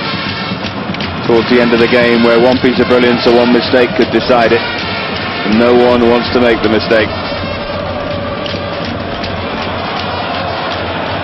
Elise. Now a Kocha. Trying to set Babangida free. Here's the Cameroon substitute, Job. Bit of space for him as well, and Mboma. But Job was sent tumbling, or went tumbling anyway.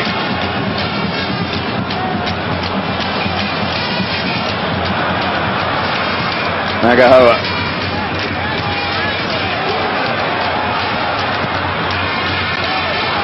Connor always seems to select the right option.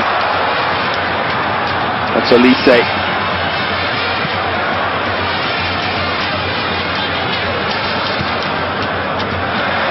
And that's poor from Kanu. But he so rarely gives the ball away, we'll let him off one. Forward there from Babayaro for Agahoa. The sense it's getting a bit nervy, Trevor. Yeah, the fluidity of the game is no longer there. Both sides trying to settle it now. It could just be one more goal that settles this. But it really could come at any time, or not at all. It certainly is one of those games. Very unpredictable. Remember, Cameroon with 2 goals up on the half hour. And Chukwu and Akocha brought it back to 2-2 either side at half time. At that moment it looked like it could be 4-3 or 5-4. But chances have been missed. Now who's going to take a chance? Babayaro.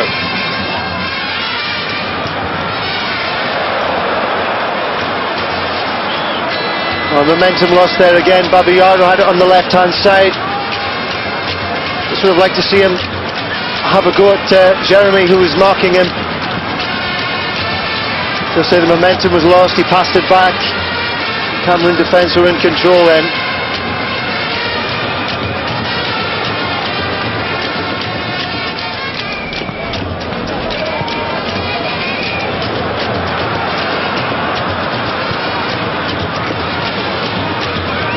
Now Jeremy. Lauren Meyer, who still looks relatively full of running.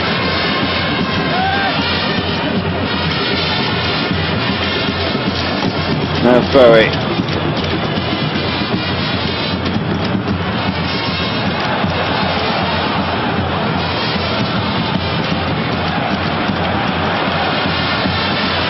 Now a chance maybe for Babangida to run. Up against Wome and Alembe. Babangida's got the same problem as Finidi. Up against Alembe, who's just as quick as him. But he got Nigeria into this final with the 2 goals against South Africa. What a hero he'd be if he got the winner here.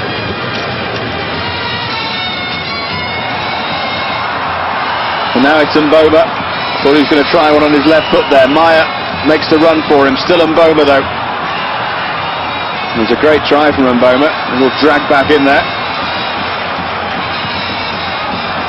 Well, it was almost great imagination there from Mboma, because he was faced with a white wall there. 3 Nigerian shirts in front of him. And he almost conjured up something from nothing. Mboma would be amongst the candidates for man of the match. Voted for, of course, by you, the viewers.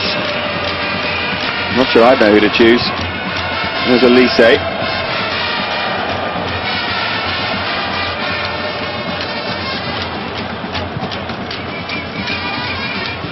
12 minutes left in Lagos. If it's not a goal, we're going to extra time. Nigeria would have settled for that when they were 2-0 down. And still they come forward. Babayaro. Casual, brilliant ball from Adepoju. And Babangida. Well, he's tested Alembe for pace there.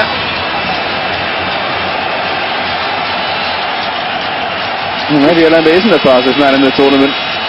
Well, he just managed to unbalance Alembe there, but if Alembe didn't have that pace, Babangida was away. Well, he's won the corner anyway.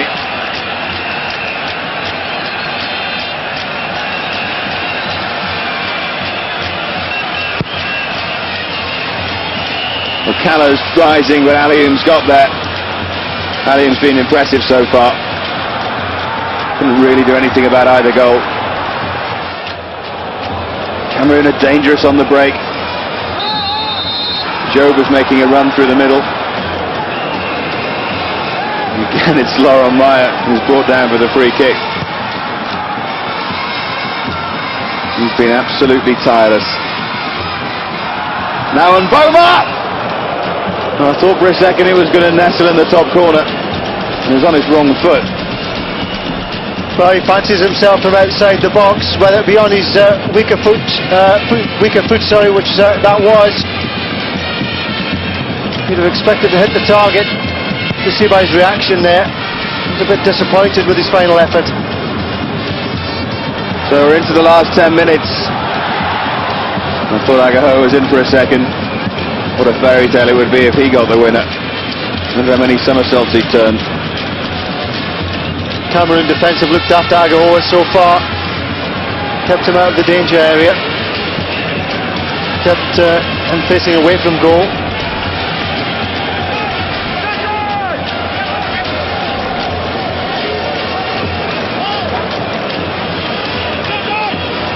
Babayaro's throw.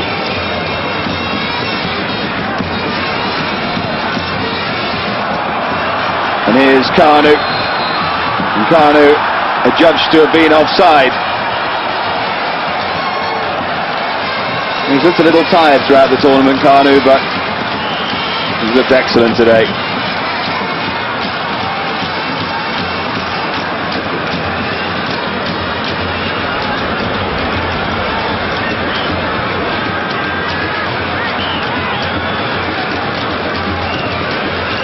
And Janka.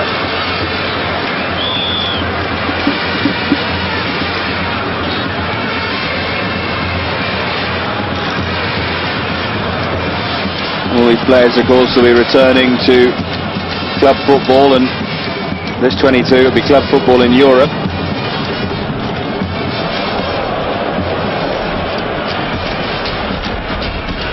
Well, they have a little bit of time to recuperate. There are some tired legs out there. I bet you they don't get it, though.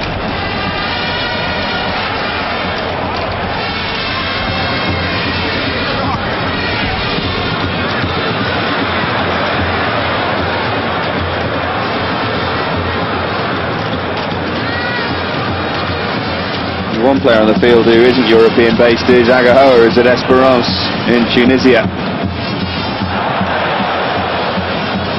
Can't see him being there for that much longer.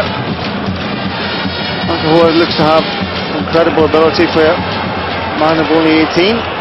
Not a Just boy, 18 let's say. at that. Yeah, I think we'll call him boy. He's also got star quality, which arguably in today's game is a little more important. You've got to be able to play as well.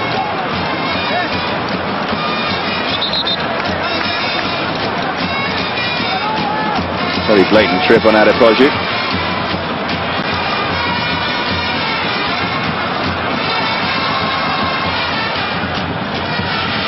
Again, Kanu goes where the space is and creates some more for himself in towards Agahoa. Adepoju now. See that Agahoa has been tightly marshalled there. Well, Kanu audaciously tried to slip it past Aliou.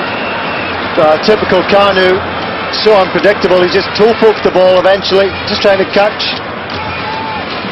Aliou off guard.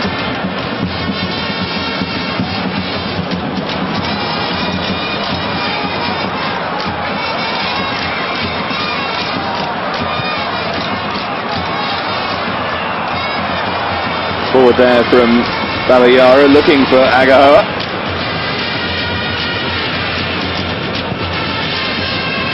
I wonder if we're heading for extra time here.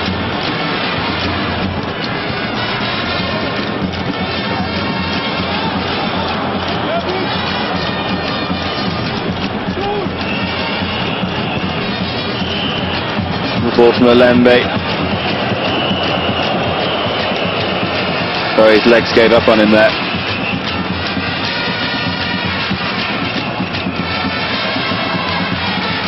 Agaho is very willing, and Aliou, luckily for him, managed to poke it to Jeremy.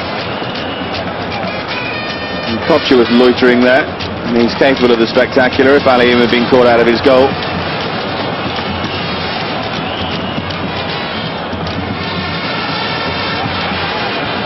Now there's Mboma looking for a return ball to Job. And there'll be a bit of stoppage time at the end of this game as well. The problems involving Olise earlier on in the half.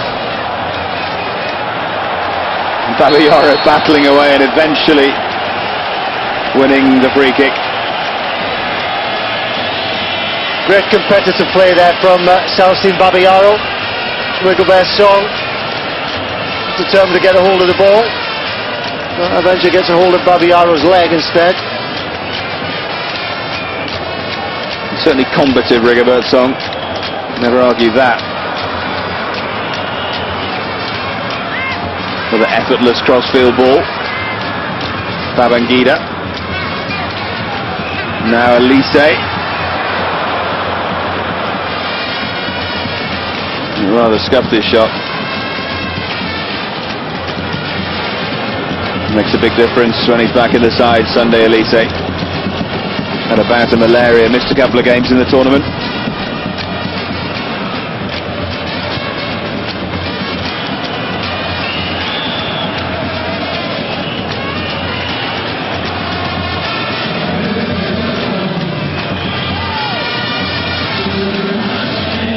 Sense a bit of tiredness now.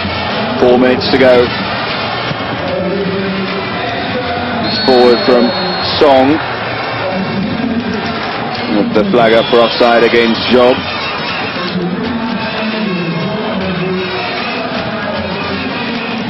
Well, so far none of the substitutions have really paid off for either side. Nobody who's come on has been particularly influential. Both sides just looking for a spark at the moment. Now Furrow, maybe he can provide it for Cameroon. Laurent Meyer. There's a good ball from Laurent Meyer as well. Now this is Wome. Got a few options in there as well. Almost all went through to Meyer. And Furrow. Maybe Wome delayed just too long there.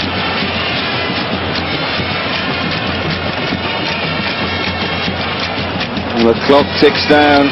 Is it going to take another half hour to try and separate these sides?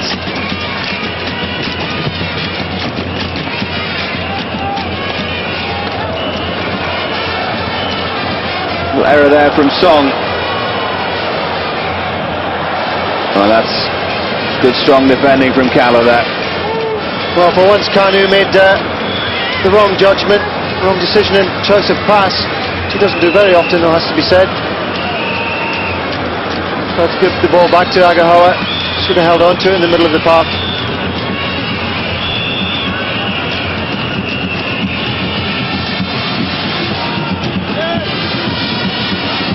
There's Pearson Diaty there. Injured for this final. Now Jeremy. Well, Jeremy nearly picked out Mboma there. And that wasn't a million miles away either. Driven back in, and Alembe nearly the hero for Cameroon. Be pretty harsh on either side to lose it now. Given absolutely everything here.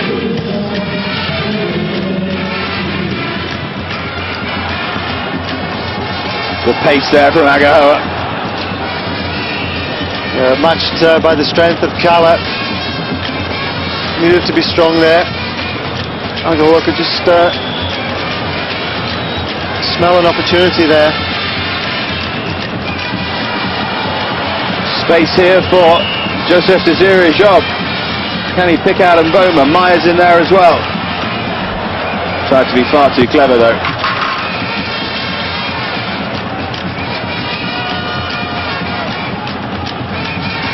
So into the final minute. How much injury time will there be, I wonder? I would have guessed quite a bit, but you never know. And now Alembe's in space, maybe we won't need any extra time. The ball wasn't there though for Mboma.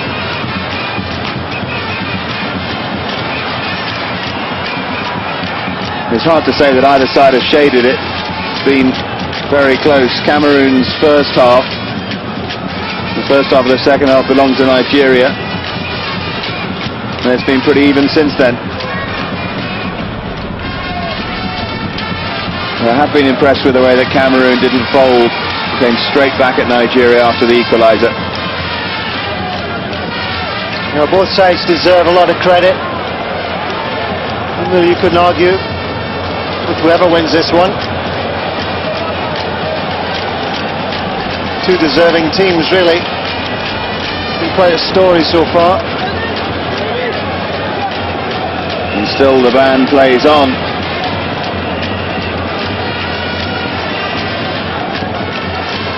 Well, I find that extraordinary. There's only 3 minutes of added time, given that we had 2 minutes in the first half that hardly had an injury, and then a massive delay in the second half. Never quite worked that out. So 2.5 minutes more to decide it, or else it's an extra half hour. Laurent Meyer. I suppose at moments like this, Trevor, it's a question of not making a mistake. Yeah, keeping the ball in the opposition half as well. Definitely don't want mistakes at this stage. Cameroon have got a little opportunity here. Get a ball in.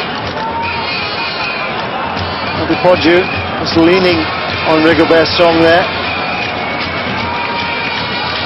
You see they're hardly pushing anyone forward though. Jeremy will have to get this spot on. I would have thought Mboma will be the target. Mboma has peeled away. Maybe Cameroon have a chance to finish it here. Back in by Foe.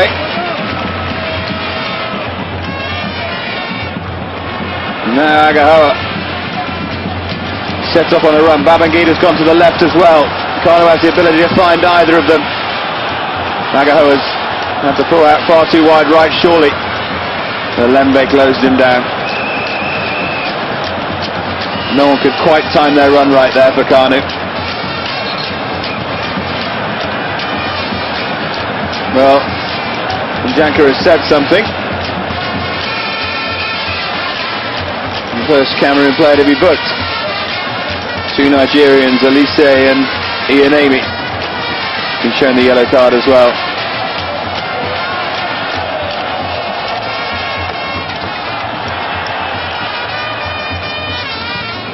Cameroon have to get this clear. Of course, Rigobert's song had already been booked for Cameroon. It's all the excitement you see to get things.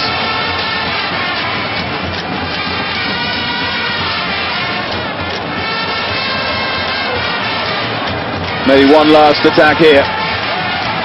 Laurent Meyer, one of the candidates for man of the match. And now Jeremy looking for Mboma.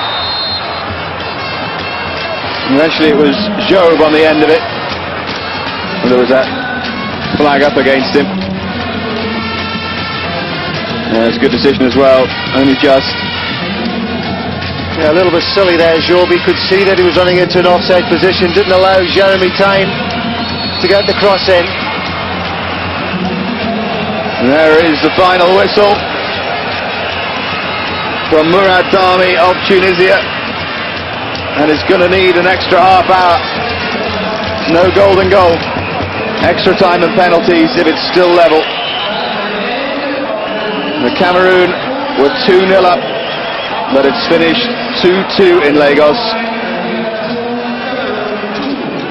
Now for extra time, 15 minutes each way.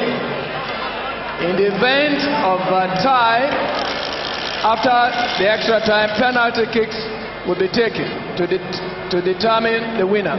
Thank you very much. There you go, it's been explained for you. Once again, spectators, you did far better than I could have done. Remain seated and keep calm. Look at that again from the match is Kocha. not over until the final whistle. Thank you very much.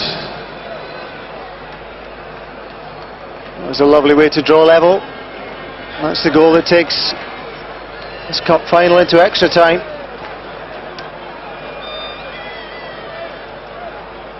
Well, the effort from Foe there. He's looking at some of the highlights of the second half. Look at this from Eto'o. So near. That would have made it 3-2 Cameroon. And then the little incident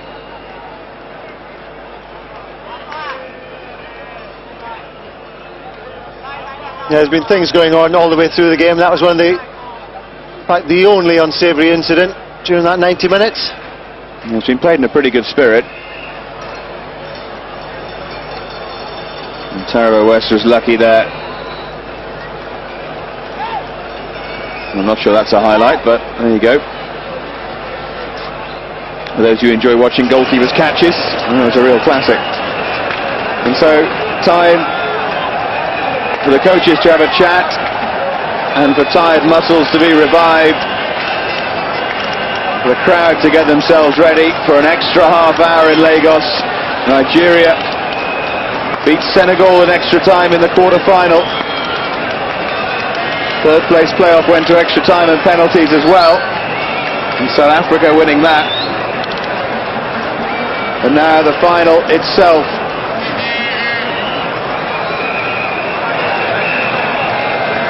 It's Nigeria's 6th African Nations Cup final, Cameroon's 4th, and 2 wins each so far. Remember, both of Cameroon's wins came in finals against Nigeria in 1984 and 1988.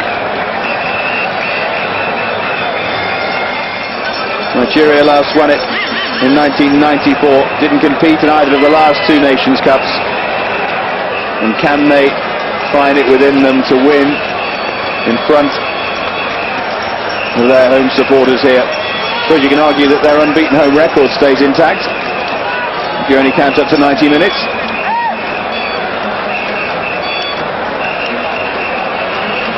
And the real hope here is that neither side plays for penalties or is too scared.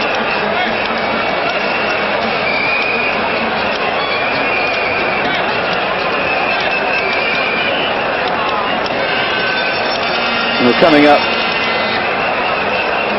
later on in the week on Eurosport, Eurogoals. Top match there, Betis against Barcelona. And another Euro Legends programme. Classic stuff from the 80s. Seems to remember France from the 1980s, particularly enjoyable. A certain curly-haired central midfield player to entertain you all. And I'm not talking about Didier Cisse. So Trevor, into extra time, and I guess it's very, very close and probably too close to call. Yeah, I think so. It's been a really, really enjoyable final, it has to be said. A lot of top quality play, lots of skill, some naive defending at times, but we expected that. Some great goals scored. Now we've got 30 minutes extra. So both sets of players sitting lying down indeed during the break, just waiting for the extra time to start. This is when a bit of stiffness will creep in, and it'll be interesting to see who adapts to it better. Good to see Cameroon just edged it on throw-ins, 22-21, and 2015 on goal kicks to Nigeria. Invaluable statistics there. Most important one is that it's 2-2 at full time, and again that Nigerian huddle.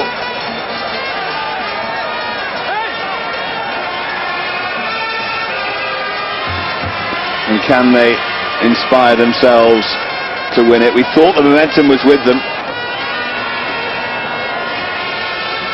and they brought it back to 2-2, but Cameroon have held on, done really well.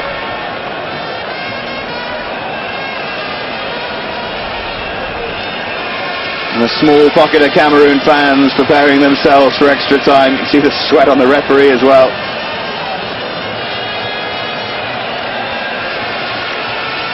So we're just about ready to get back underway. Ike Shirundu, the Nigerian goalkeeper, will be happy that his blunder, letting Mboma's shot through his legs, didn't prove ultimately decisive.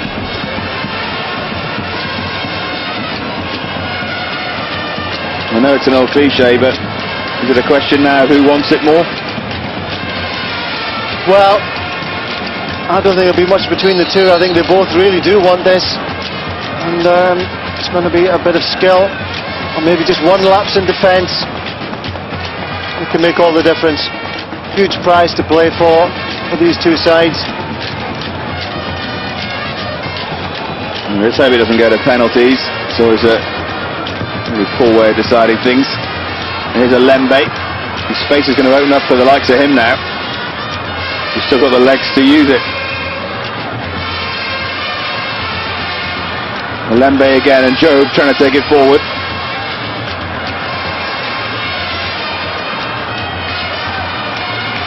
Strong challenge from Foe. And yet again, Lauren Meyer earns a free kick.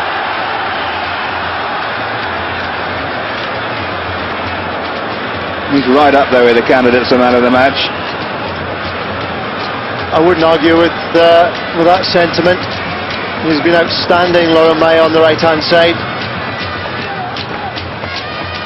And Agahoa definitely caught his heels. Well, and Boma, with that powerful left foot, stands over it. Jeremy's walked away, so it's going to be Patrick Mboma. And that was a pretty good lead by Sharonmu. Fairly confident. Certainly worth a go from there. Well, he didn't look particularly comfortable. He seemed to scurry across his goal.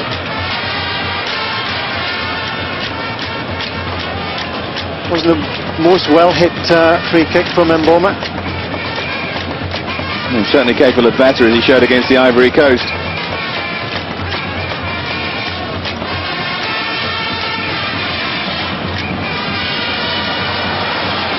You see a tiredness is creeping in. Now Lembe.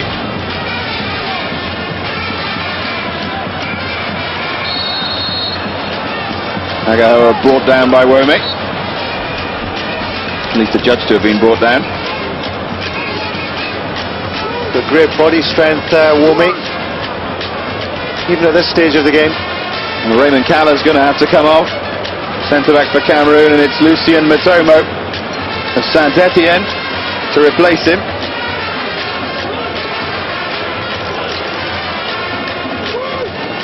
Well, Caller got that strapping on his thigh. I imagine that's got something to do with the substitution. He's been a real rock, though, for Cameroon. Matomo will just have to fit in alongside Song and Ajanka. That could be difficult. It's a good piece of skill there from Okocha. Still battling away for it as well. Close control's unbelievable at times, JJ Okocha. Just when you think he's lost it, he's actually still got it. Such quick feet, great balance. Now Kanu with Agahoa in front of him and Babangida to his right. Babangida just saying his options. He's done brilliantly. Babangida! Great save, Alium. Maybe his position wasn't brilliant, but he recovered. That's exactly what it was. It was a great recovery save. Babangida shows a clean pair of heels there to Olombe. And I was waiting for the cross, as was Olium. Decisive save, I think. Well, it was struck fiercely. And I thought it was in for a second. And Babangida had done it again. Still danger, though. Babangida's corner. And that was ambitious. And Adepoju, a little bit of cramp. He's still got a substitute to use. It's just Agahoa and Babangida who've come on.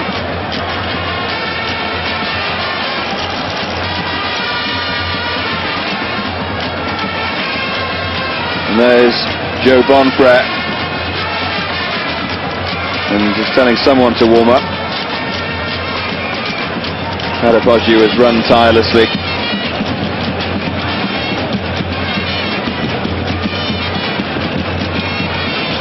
Maybe it was that knock he got as well early on.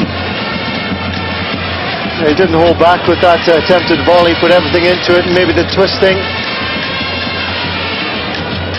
Just twisted his knee. There certainly seemed to be a signal to Bonfrere that Adepoju maybe couldn't continue. We'll wait and see on that. And there's Njanka.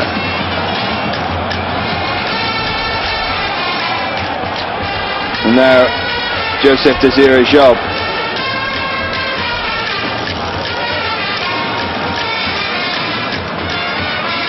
I have a feeling it's going to be one of the spark players who's going to win this, a la Babangida just then. significant that he managed to get past Lembe. It means he can do it again. That could be very, very important. Yeah, next time that situation arises, Lembe will just be feeling a little bit ill at ease as Babangida bears down on him.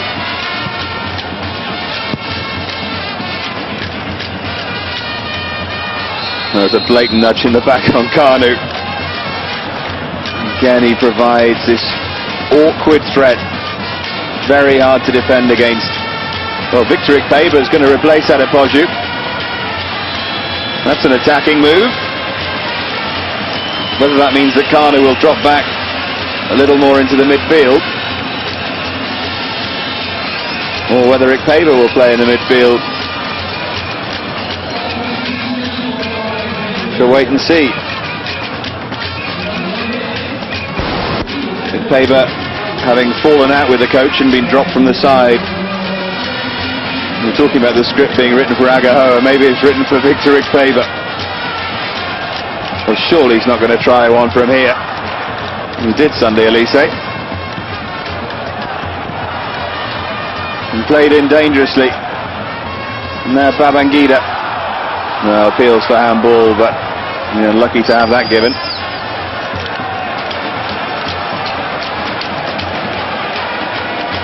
Lembe doing enough defensively. Well, it was definitely ball to hand. Yeah, no question there. Never a doubt that that was going to be waved on.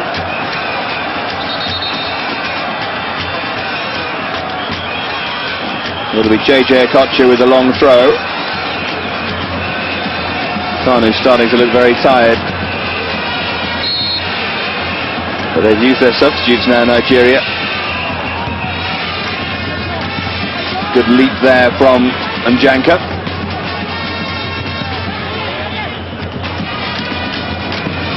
Another chance for Okocha.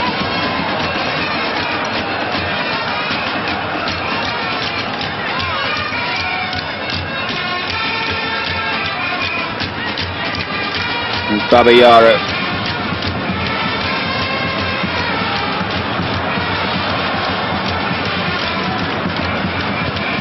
Again Babayaro. It's going to be Elise, who was always rising from the moment he hit it.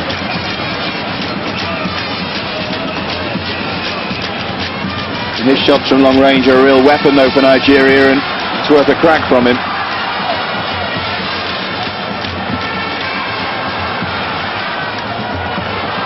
Played in but straight at Alium as Ikpeba closed in. As you'd expect in extra time, all the players are looking a little bit tired, a little bit jaded. Passes going astray, crosses not finding the target.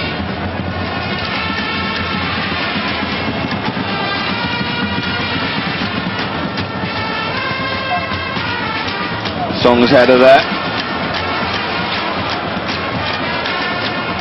He seems to be enjoying himself anyway. Obviously keep them fit at Liverpool.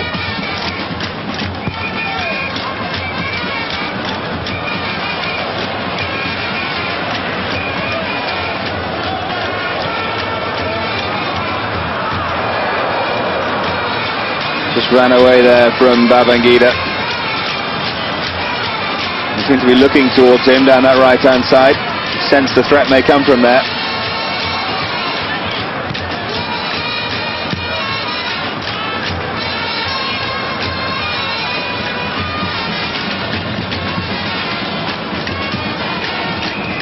Well, everything's in place now for Nigeria if they can just push on and win it. Nations Cup victory would mean so much. And now it's Babangida in space. It's not a bad cross either from Babangida! And it wasn't far wide. I think Alium had given up on it from Ikpeba. Great ball in there from Babangida. Ikpeba's not the biggest, but the momentum that he had there got him to the ball first. And Alium could only just watch that ball go past the post. The first real chance at extra time falls to Nigeria. It was Babangida's shot as well, of course. That a real opening for Ikpeba there.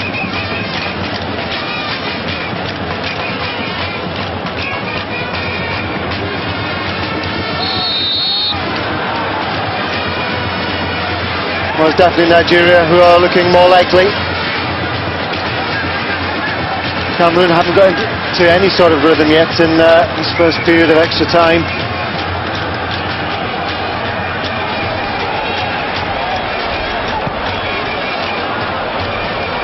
He was looking towards Agahoa.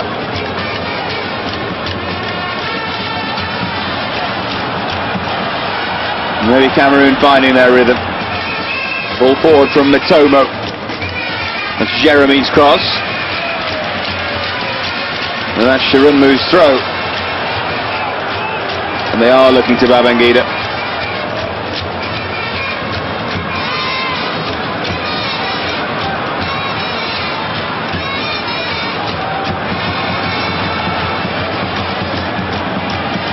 Here's Ikpeba.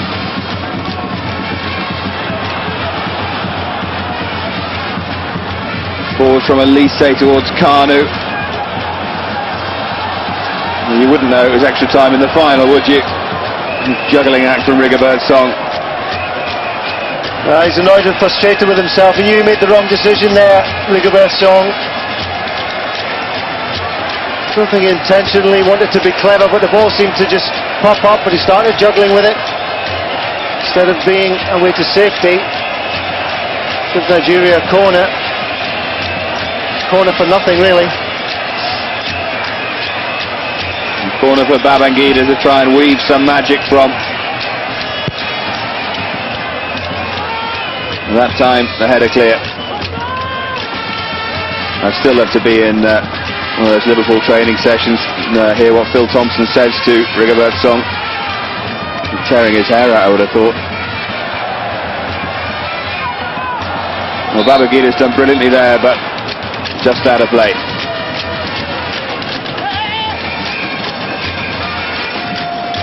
It has been very noticeable in the game that both sides are extremely strong down the right-hand side, and you have to think carefully to see what's actually coming from the left-hand side. Very little from both sides.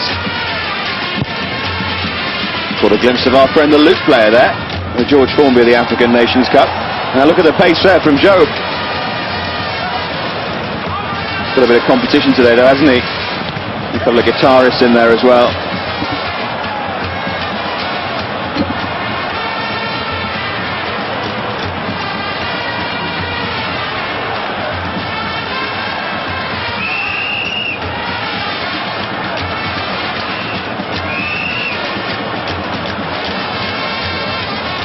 There's Jeremy. And there are some very weary legs out there. Now Alembe, he can inject some pace. He looked for Job, and I don't think Job provides the same threat as Eto.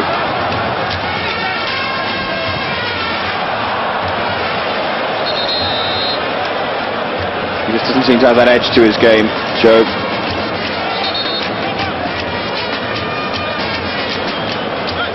It's Elise who's down.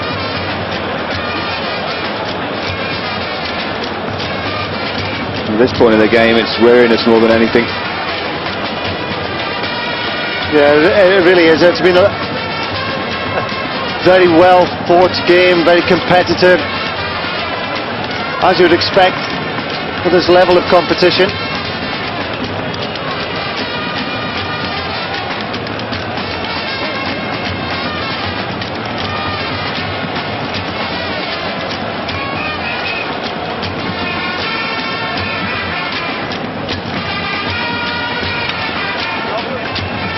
Remember, Nigeria haven't got any more substitutes to use if Elise has to stay off.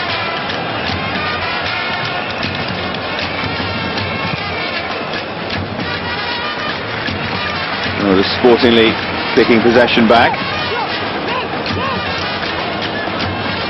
And into injury time in the first half of extra time.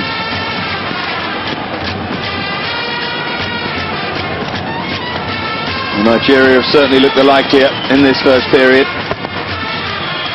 Both Babangida and Ikpeba going close. Here's a Kocha. Forward from Babangida. Now Kanu drifting wide and winning the throw-in.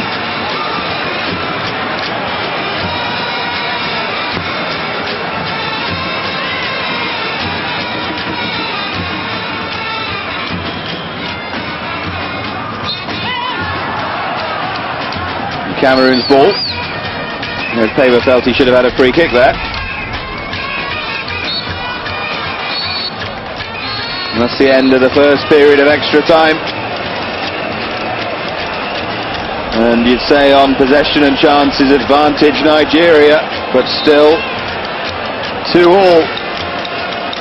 Still we wait for the decisive moment in the final of the African Nations Cup 2000.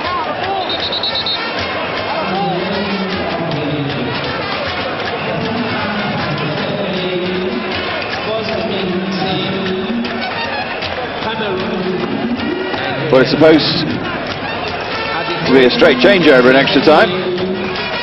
So hopefully we can get underway pretty swiftly. We shall proceed to take penalty kicks. Thank you. And there's the explanation again. You to please remain very calm and do not, for whatever reason, come into the arena. Thank you for your cooperation. He's very polite in the African Nations Cup. You just don't get that at European grounds. Service with a smile.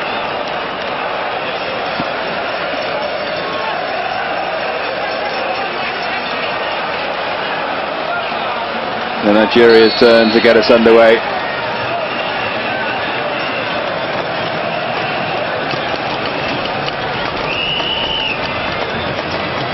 Agahoa's had to drop back into midfield. Yeah, unfortunately, we didn't see anything of Agahoa in that first half of extra time. Well, that's very sloppy. And there's Laurent Meyer. He's got to just find some energy from somewhere. Run himself into the ground. Oh, that's well done by Jeremy. Now Mboma again trying to get it onto his left foot. And the foul given against Wome. Again, good decision by Murad Dami, the referee. He's had a very good game. He hasn't really missed anything that's gone on in the field. His decision making has been very good indeed. The refereeing in the tournament's been excellent in the main. The odd two-footed challenge missed here and there. There's Ikpeba.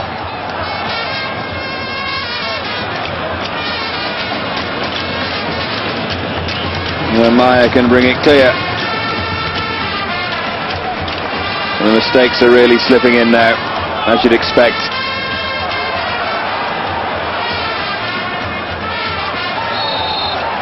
And it must have been close. I thought Mboma had kept that in.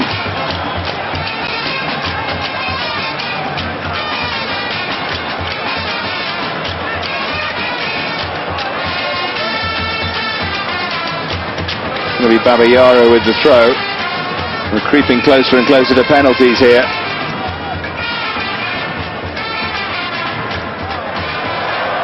Given away again.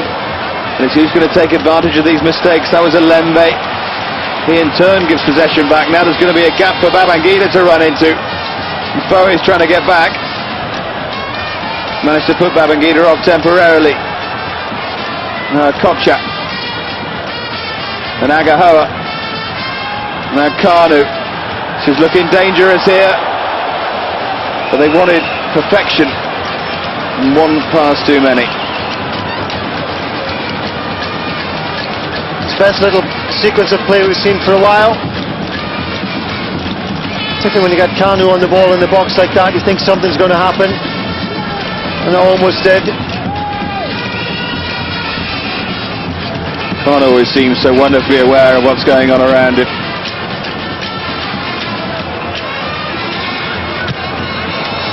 Strong long challenge comes in on Maya. That's great play from Agahoa. Goodness knows what he was doing at left back, but certainly did a job for his side there.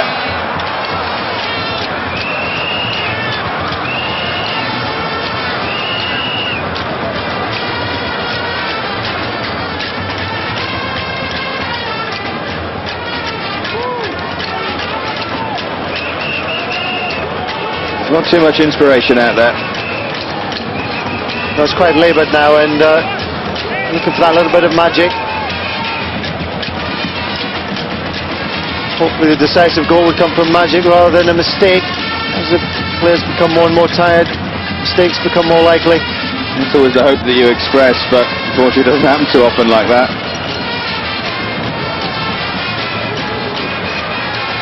Kanu's touch letting him down. Not often you say that. Jeremy's long throw used to different effect.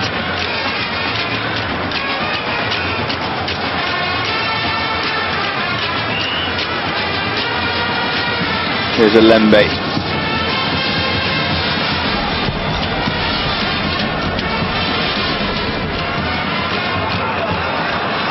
Jeremy's carried on piling forward. Lauren Meyer goes to the other side. Jeremy's gone down.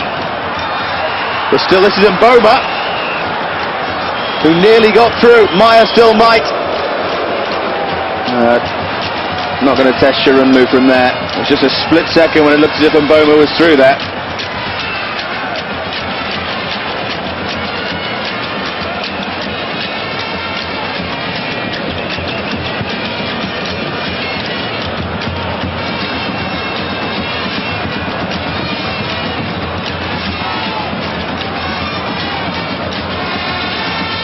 Ten minutes left before penalty kicks in the final of the African Nations Cup then.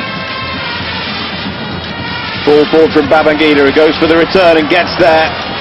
Boe, as ever, helping out his defence.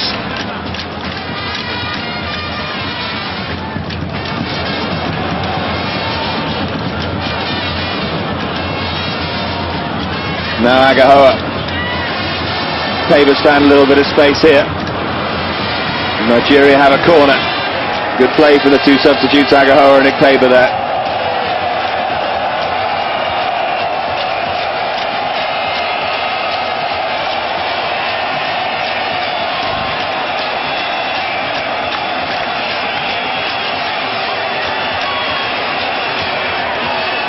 Ikpeba's gone into the penalty area, trying to continue the threat. There was a deft clearance from Song. Now Babayaro. He's enthusiastically closed down by Job.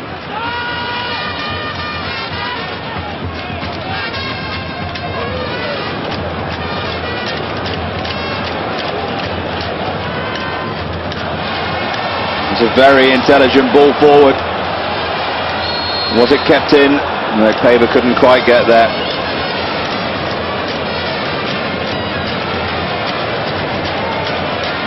Joe Bonfair just wondering what he can do now. Certainly can't bring any more players on. No, when the players are so tired, there's not a great deal that you can do tactically. It's a case of who's got the energy left in the tank. Well, Job's got plenty of energy and he's still going, and he's got support.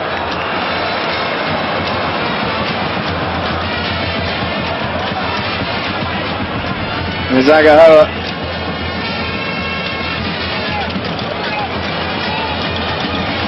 Babangida needs some heroics from him. Again, the battle for pace. And this time Alembe does well to keep up with Babangida.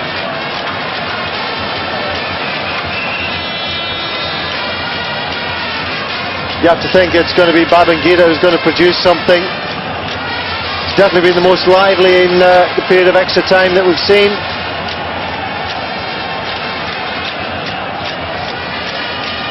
A long throw from Okocha. Kanu the threat at the near post. Ikpeba's at the far post. Doesn't even get that far though. Wonderfully confident piece of defending by Mboma.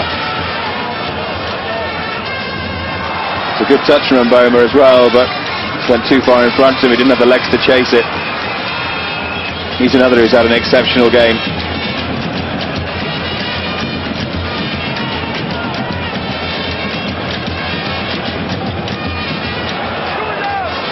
Well, that is tired.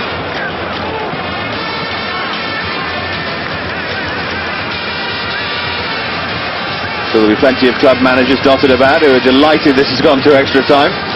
What a half hour's toll on their players' legs. Celestine Babayaro of Chelsea looks to be really suffering. There's Joe. There's the Lens in France. Dinkton again towards Joe. Defending again from Agahoa. He's revealing another side of his game here. There's the ball from Babayaro, but the paver was offside. Agahoa has done well on the left-hand side, trying to snuff out the threat of Laurent Meyer, and he's successfully done that. But extremely scrappy now. No great passing movements been put together.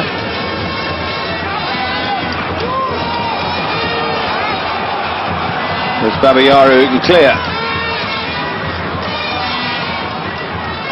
Space for Okocha, and now Kanu.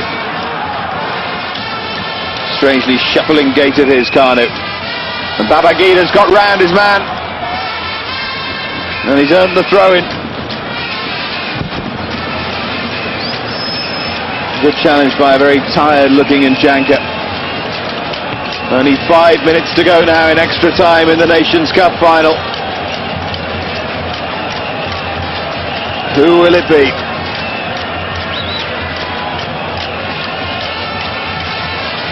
Again, Okocha launches the long throw.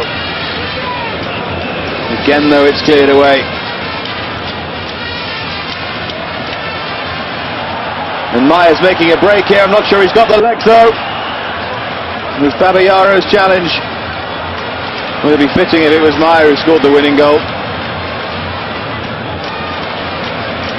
He made a great run, he just didn't have the pace there.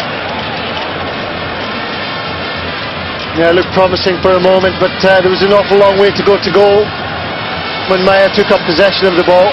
And here's Babangida. Oh, he's done well here to cut inside, but Paver made a run and Babangida didn't find it. So very frustrating for everyone now. Oh, glimmers of opportunities, but everybody's so tired. Mentally drained, physically drained.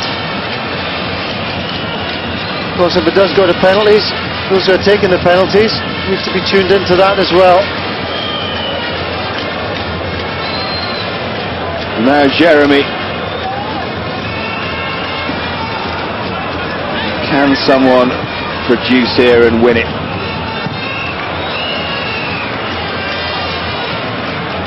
Not looking like it. No one seems to have any strength in the final third of the field, any legs left. Long throw from Jeremy towards Mboma. Had to be a good header from Ianemi. There's Maya battling away again. He must be exhausted.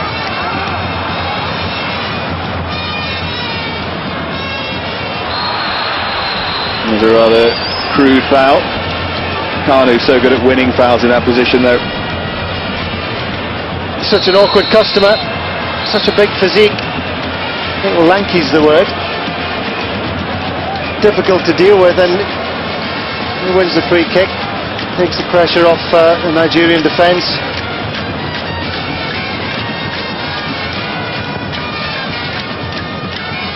Now Agahoa being pretty quiet. A lot of defending to do in extra time.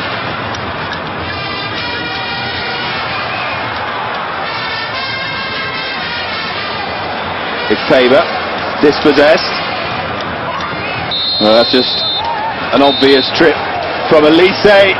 who's already been booked, and who is very, very lucky, the Nigerian captain. By the book he should have gone, but I think that's maybe sensible refereeing. Yeah, I think excellent refereeing.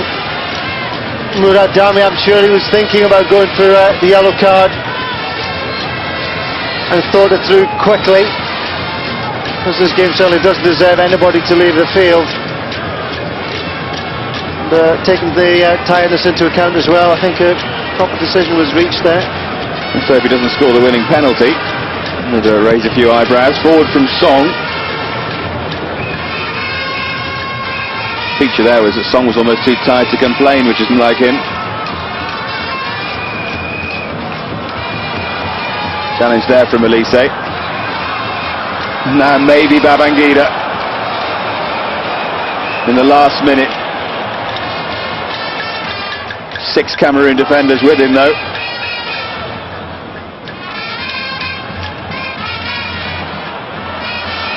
Agahoa sold the Kocha a bit short there. Now Job up against Dianemi. Oh, he's done well to play, and Boma, can Boma win it? No, just didn't quite have the strength. I think given his time again, he would have hit that one first time with his right foot. It's his weaker foot, but Job had done well, and Boma at times has run well. And now Nigeria at the other end. Dick Paver, what a story it would be if he won it. And suddenly, as we approach penalties, chances appear.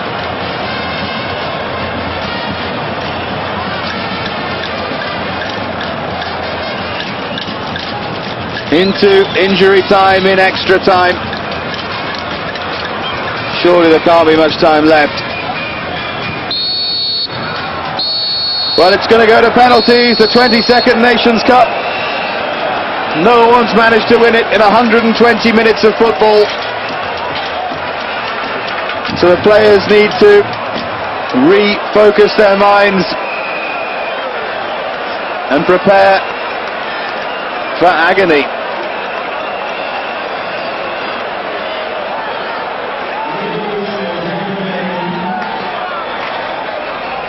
We shall now have... Well, of course, we'll have the penalties and the presentations and what have you live for you on Eurosport.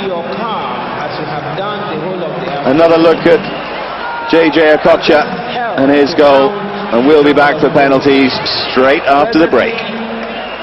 Cameroon.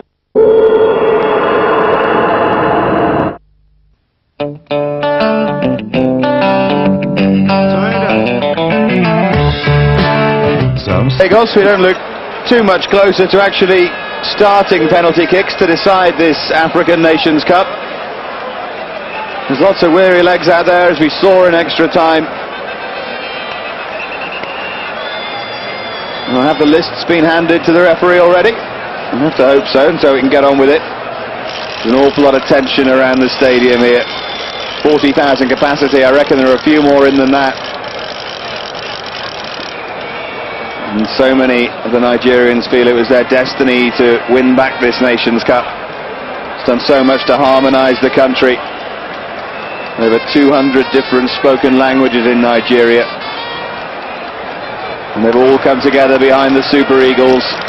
And the Super Eagles have finally sorted out some of their internal problems. But they've come up against a very well organised Cameroon side.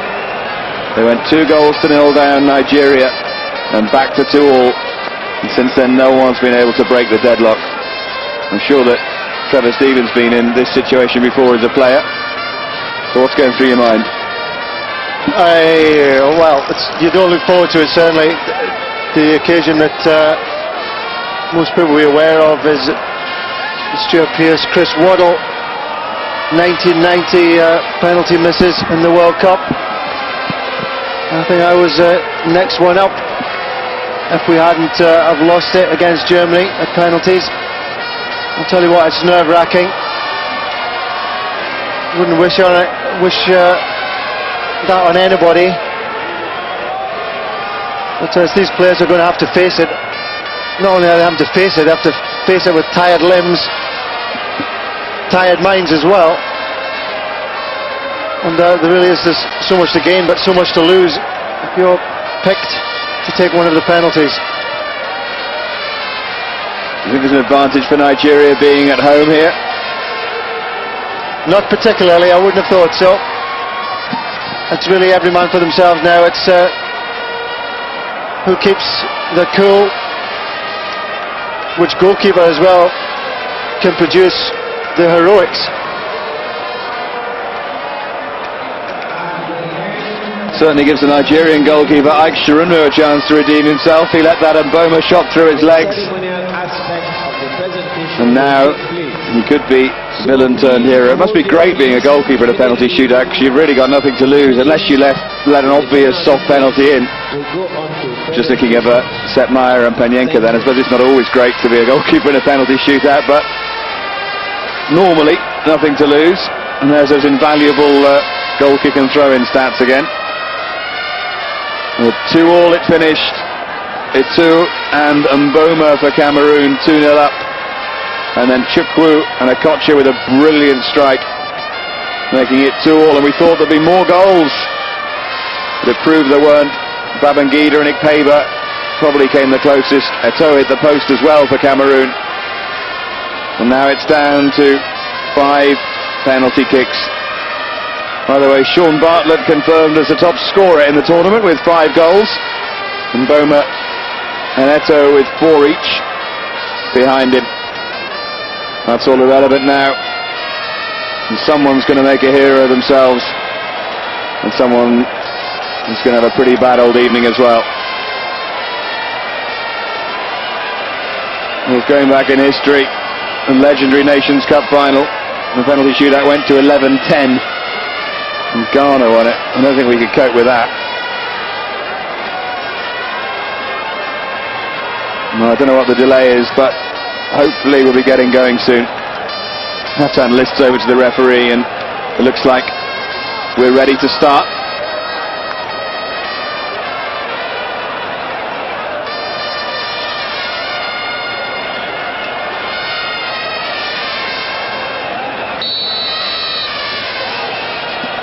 And first up, it is Nigeria, and that's really well tucked away.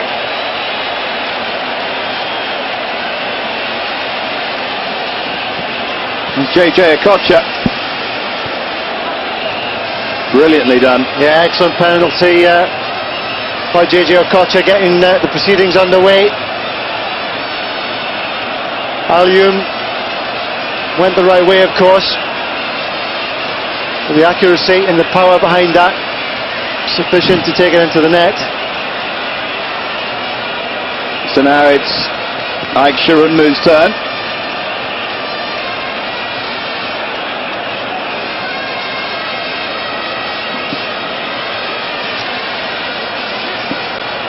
Looks like Patrick Mboma.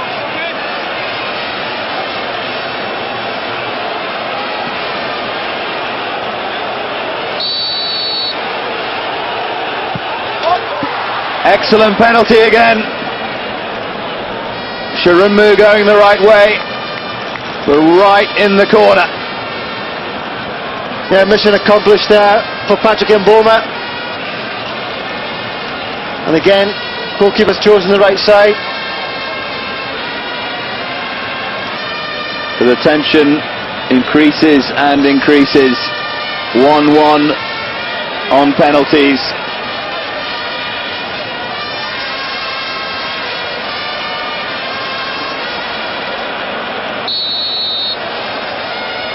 So now what can Alioum do? Well, that's driven in with some power.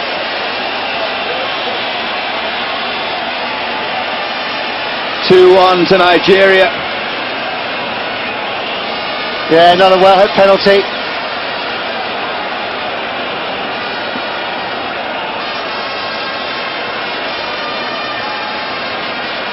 Little bit of delay before the next Cameroon penalty here. It's all going to plan so far. The goalkeeper's come close to saving as yet. And now we get the psychology here from Shirunmu.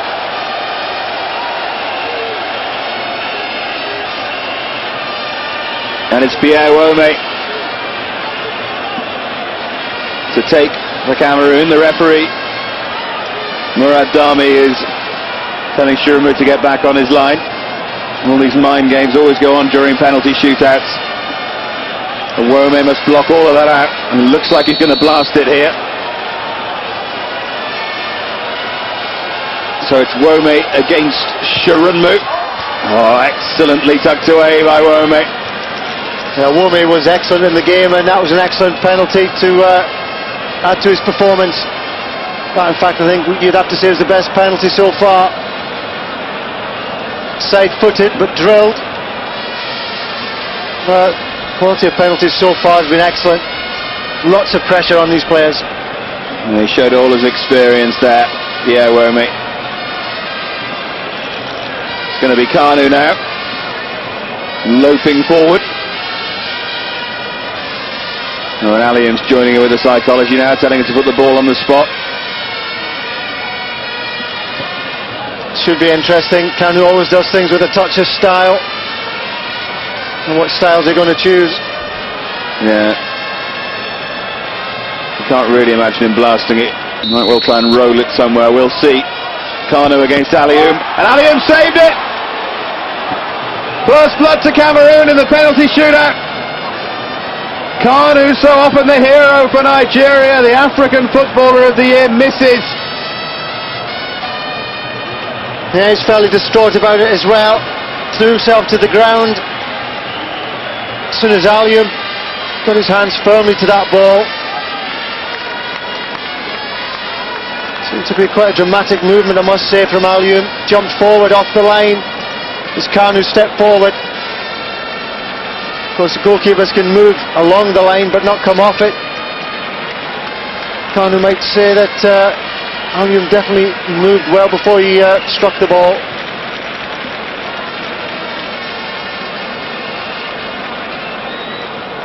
So a chance for Cameroon to take advantage of Kanu's miss.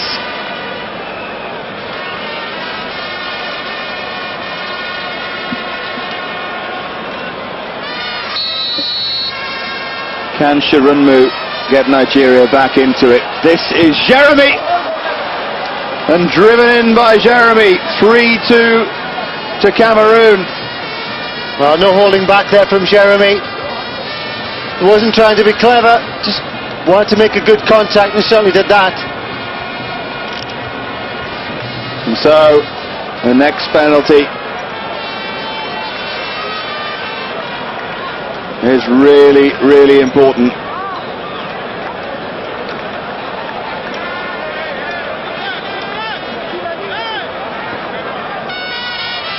And Alium waits again. Now, did it go over the line? I rather think it did, but what's the referee said? Well, let's have another look at this. It definitely went over the line. Definitely. Yeah, that's in. Well, yeah, that is definitely in. What's the linesman done here? Well, there's a bit of controversy here.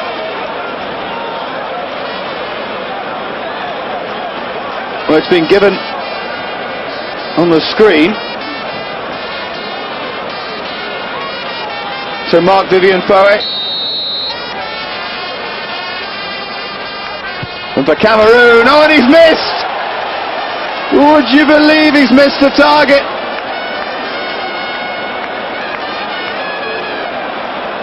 Absolutely criminal, not even to make the goalkeeper work from a penalty. And so two English Premiership stars have missed, Kanu and Foe. That is very precise in choosing what he was going to do with the penalty. Not like Jeremy before him, who thrashed it into the net, tried to pick his corner, tried to borrow too much. Well, I have to say there's still some confusion about whether the penalty crossed the line or not.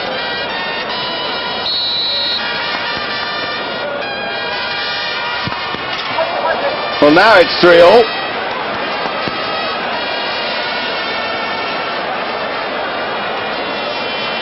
There against the alley-oop coming off his line, throwing himself forward, which of course narrows the angle for himself.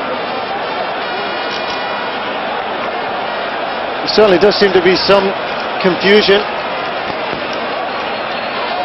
as to how the actual scoreline stands at the moment. We certainly felt that was over the line. Penalty that came off the underside of the crossbar. Well, if that penalty wasn't awarded, and apparently it hasn't been, then this is for the African Nations Cup. And it's the captain, Rigobert Song of Liverpool, has the chance to put Cameroon in dreamland here. Song against Jerome, and he's done it! And Cameroon have won the African Nations Cup, albeit in controversial circumstances. Rigobert Song, who's had a splendid tournament, has led his side all the way. And that was a captain's penalty. Yeah, nothing wrong with that penalty whatsoever. Rigobert Song playing the captain's part in the end.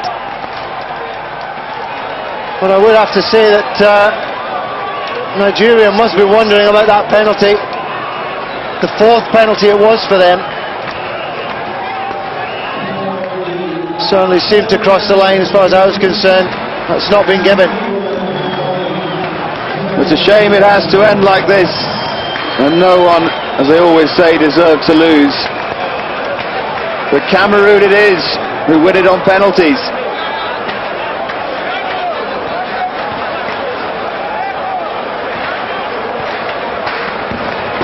And Rigobert Song will shortly step forward to pick up the African Nations Cup. Cameroon have played in 3 finals against Nigeria, and now they have won them all. It's Cameroon's 3rd victory in the tournament. Well, I don't argue too much with that, and Laurent Meyer gets the vote.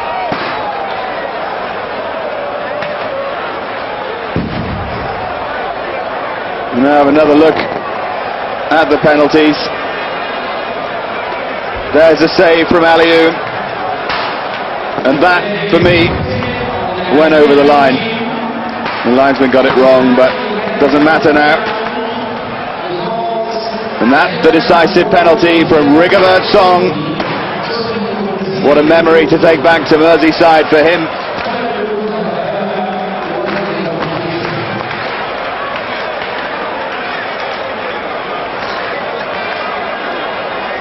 And Nigerians are absolutely desolate. So it wasn't their destiny to win this tournament.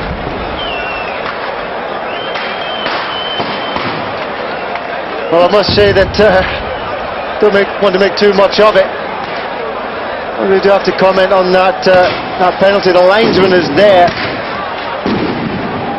for the very purpose to make sure that the ball crosses the line in whatever form, whether it does or doesn't cross the line. And that 4th penalty from Nigeria, for me, certainly was well over the line, and that really has cost them. Well, there's Kanu's miss, which started the rot. You'd have banked on him, wouldn't you?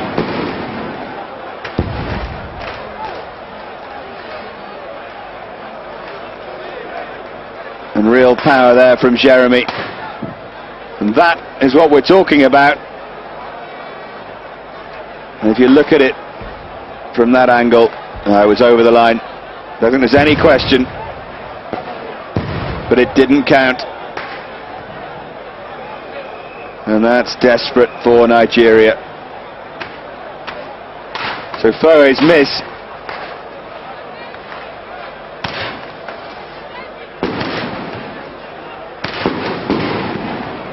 And eventually Rigobert Song was able to win it for Cameroon, and all is silence in Lagos.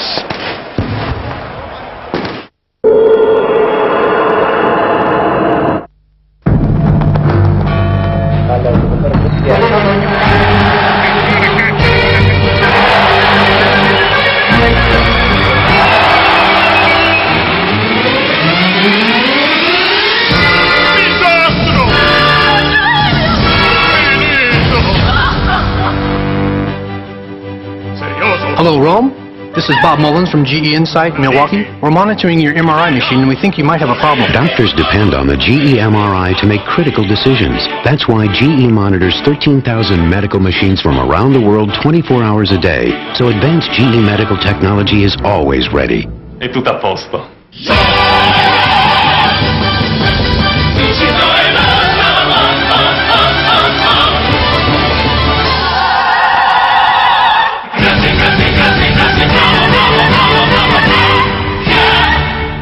Just doing my job.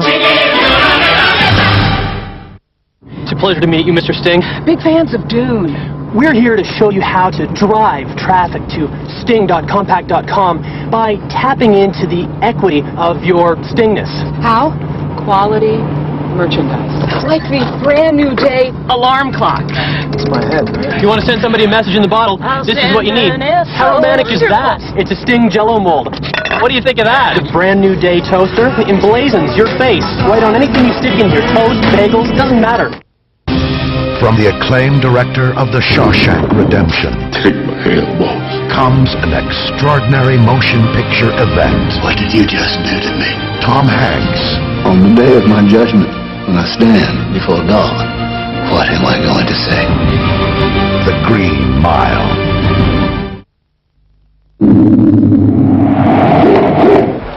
We're still talking about the penalty shootout. The penalty, did it or didn't it cross the line? Well, it certainly did for us, but it doesn't matter now. So Issa Hayatu, the president of the Confederation of African Football, prepares to present the trophies. You see the Cameroon players celebrating, but it's so eerie here. They came in their thousands to watch Nigeria lift the African Nations Cup, and instead Cameroon have spectacularly spoiled the party. 2-0 up in normal time, Cameroon. Nigeria brought it back to 2-2, and then extra time, and finally a controversial win on penalty kicks. To be presented to the captain of the Super Eagles. And that's how Cameroon did it from the group stage. Algeria and Tunisia, both North African opposition, and the presentation will be made by and then beating the hosts, the co-hosts Nigeria.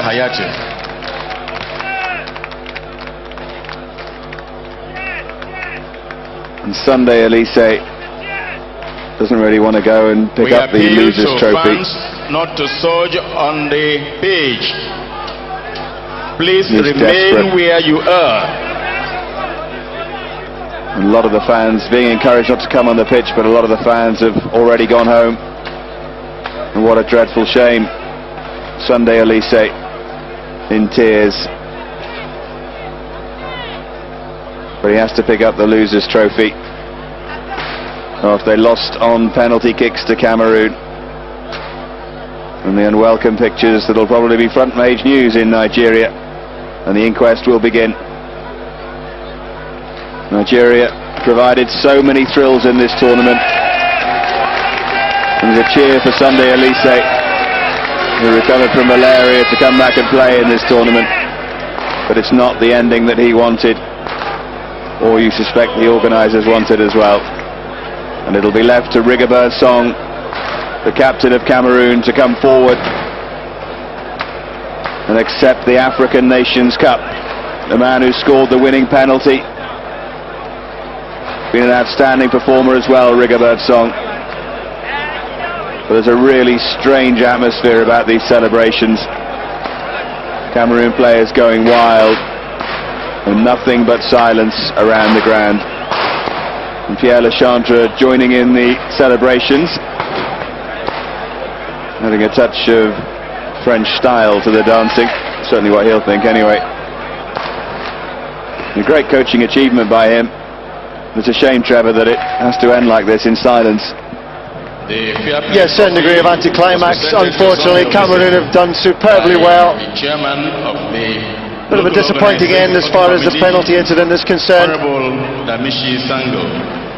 But it was an excellent final, until it probably died off a little bit because the players basically been very, very tired. Nigeria. And so time now for the players to get their medals. There's Celestine Babayaro. And so much disappointment. Babangida, who didn't start the game, and there'll be an inquest about that probably. And he gets a hand on the shoulder from Issa Hayatu. And there's Kanu, who missed the penalty. By CAF President Alhaji Issa Hayatu.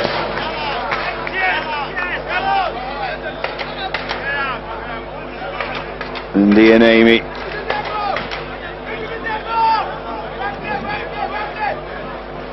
Medals for everybody, but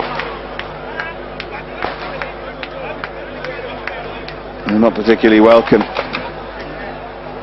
Reserve goalkeeper Egba, I think, just threw his away there. I guess Issa Hayatu none too happy with that.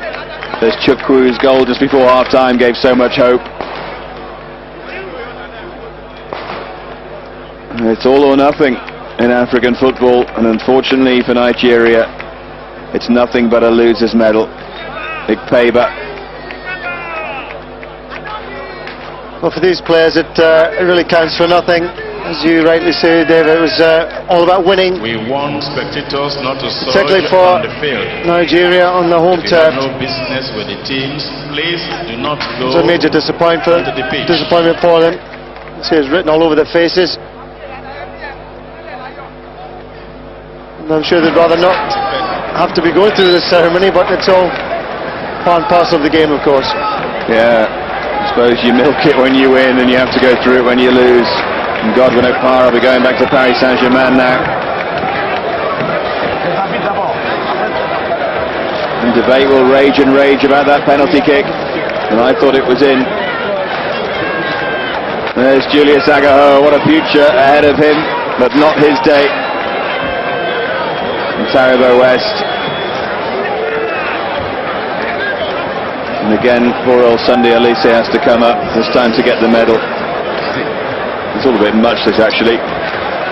It's taking a long time. I'm sure the players, as Trevor said, aren't really enjoying it. No, not enjoying it at all. And finally, Joe Bonfrere comes so close to winning it.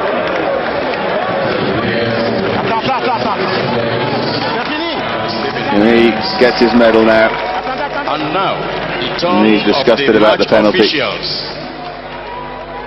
The officials are...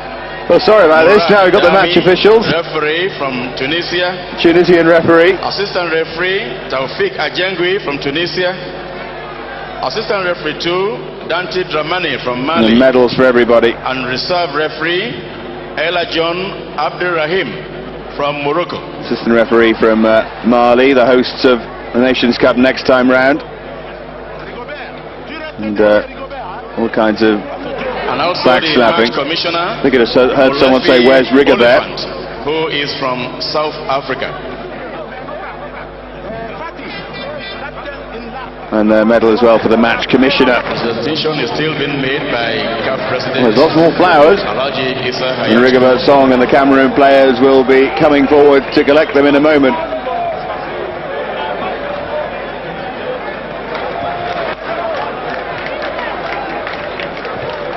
Now here come the Cameroon players.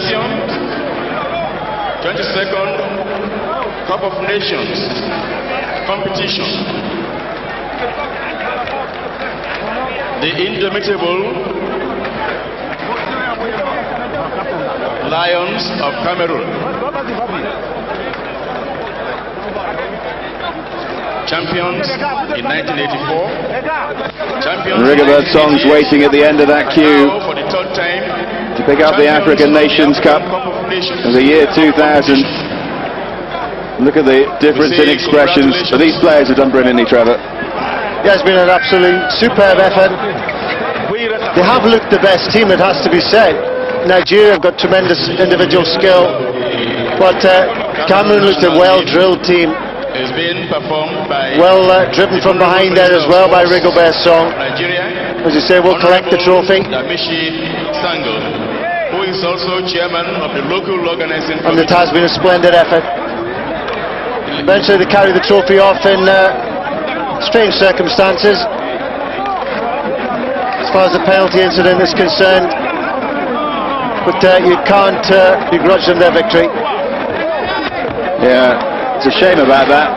It certainly shouldn't be held against them, although you rather feel that the headlines might be about that. And the headlines in Lagos will be critical of Nigeria. They just failed to push on and win it. Babangida came so close, and so did Ikpeba. The misses in the penalty shootout proving crucial ultimately.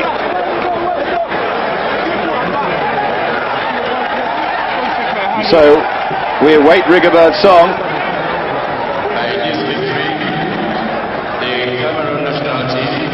He's there somewhere. And this trophy we'll look to keep, of course. Their third victory in the Nations Cup. A new one being cast for Mali in 2002. Pierre Deschamps getting his medal. A picture of delight. Claude Leroy, previously winning the Nations Cup as a French coach in the 80s. And now the turn of Deschamps. And here is Rigobert's song. Come all the way from Liverpool Football Club, and now we'll pick up the African Nations Cup, the first of the new century. And so Issa Hayatou finally gets to the nitty-gritty, and Cameroon are the champions of Africa for the year 2000. Delight on the face of Rigobert's song, driven by the brilliant Foe in midfield, and Maya and Jeremy, and Song and Callaran and Janker at the back. And we mustn't forget Mboma and Eto'o. I think just about the best team has won it. Maybe not the most exciting team. The Cameroon have edged it on penalties, and they thoroughly deserve their moment of glory. Honorable Damishi Sango. So to 1984 and 1988 you can add 2000, and to Roger Miller you can add the name of Rigobert's song.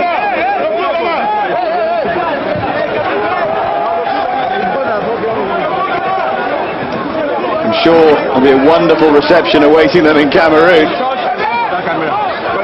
I'm sure this victory is being enjoyed in many parts of the world. Unfortunately, Lagos isn't one of them. There's a squad of 22 players and a coach and a backup team who are loving it. And apart from that, it's all a bit of an anticlimax. So that's our first major international trophy out of the way on Eurosport. We've got Euro 2000 to come, of course, in the summer from Holland and Belgium. The Chairman Senate Committee on Sports today belongs to Rigobert's song and to Cameroon.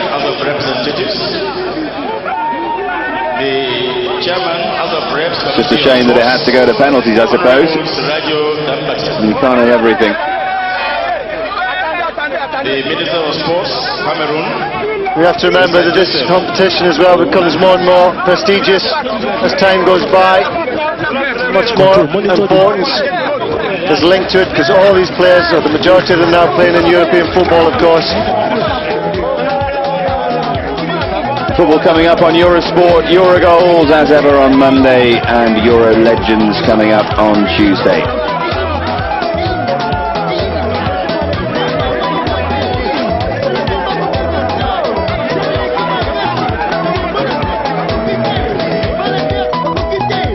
There's the goal from Eto'o. Set Cameroon on their way.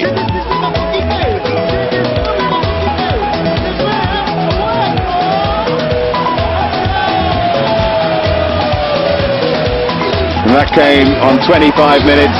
And then the goalkeeping error from Shirunmu. And Boma's fourth goal of the tournament. Well, we should have guessed at this stage that it wasn't going to be Nigeria's day after all. But they didn't give up, certainly. 2-0 down. They kept at it. Sunday Olisair trying his luck from 35 metres out. This was one of the chances. It was badly missed. Turned by Okocha. I guess he made up for it later. Should have finished there though. An extraordinary moment. Ian Amy's header against his own crossbar. And then Sharunmu's save. Yeah, that could have made it 3-0. And then it would have been all over. But not to be. And that chance for Eto'o. Again, that was to make it 3-0. He just felt if Nigeria could get a goal back, they'd be in with a chance. Great play from Kanu, and it was Chukwu just on the stroke of half-time to make it 2-1. And he felt then it might be Nigeria's day after all. And after this, yeah, exactly. After that moment, immediately after half-time, of course, and JJ Okocha couldn't have struck that better. And then we really knew we had a game in our hands. In all honesty, we thought Nigeria would go on and win it then. I certainly did. Although Eto'o had this chance. Very unlucky.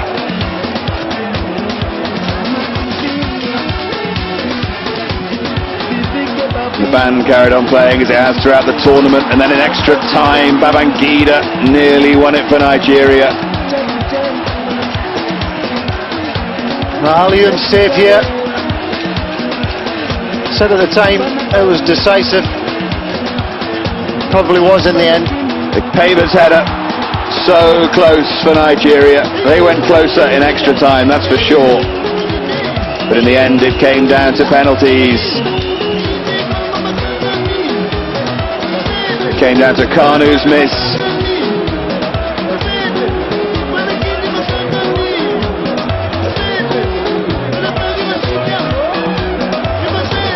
And it came down to Rigobert's song, the miss from Foe. But the captain stepped up and won the Nations Cup for Cameroon. We've certainly enjoyed it over the last few weeks. But for now, from Trevor Stephen and from me, Dave Parrott, it's goodbye.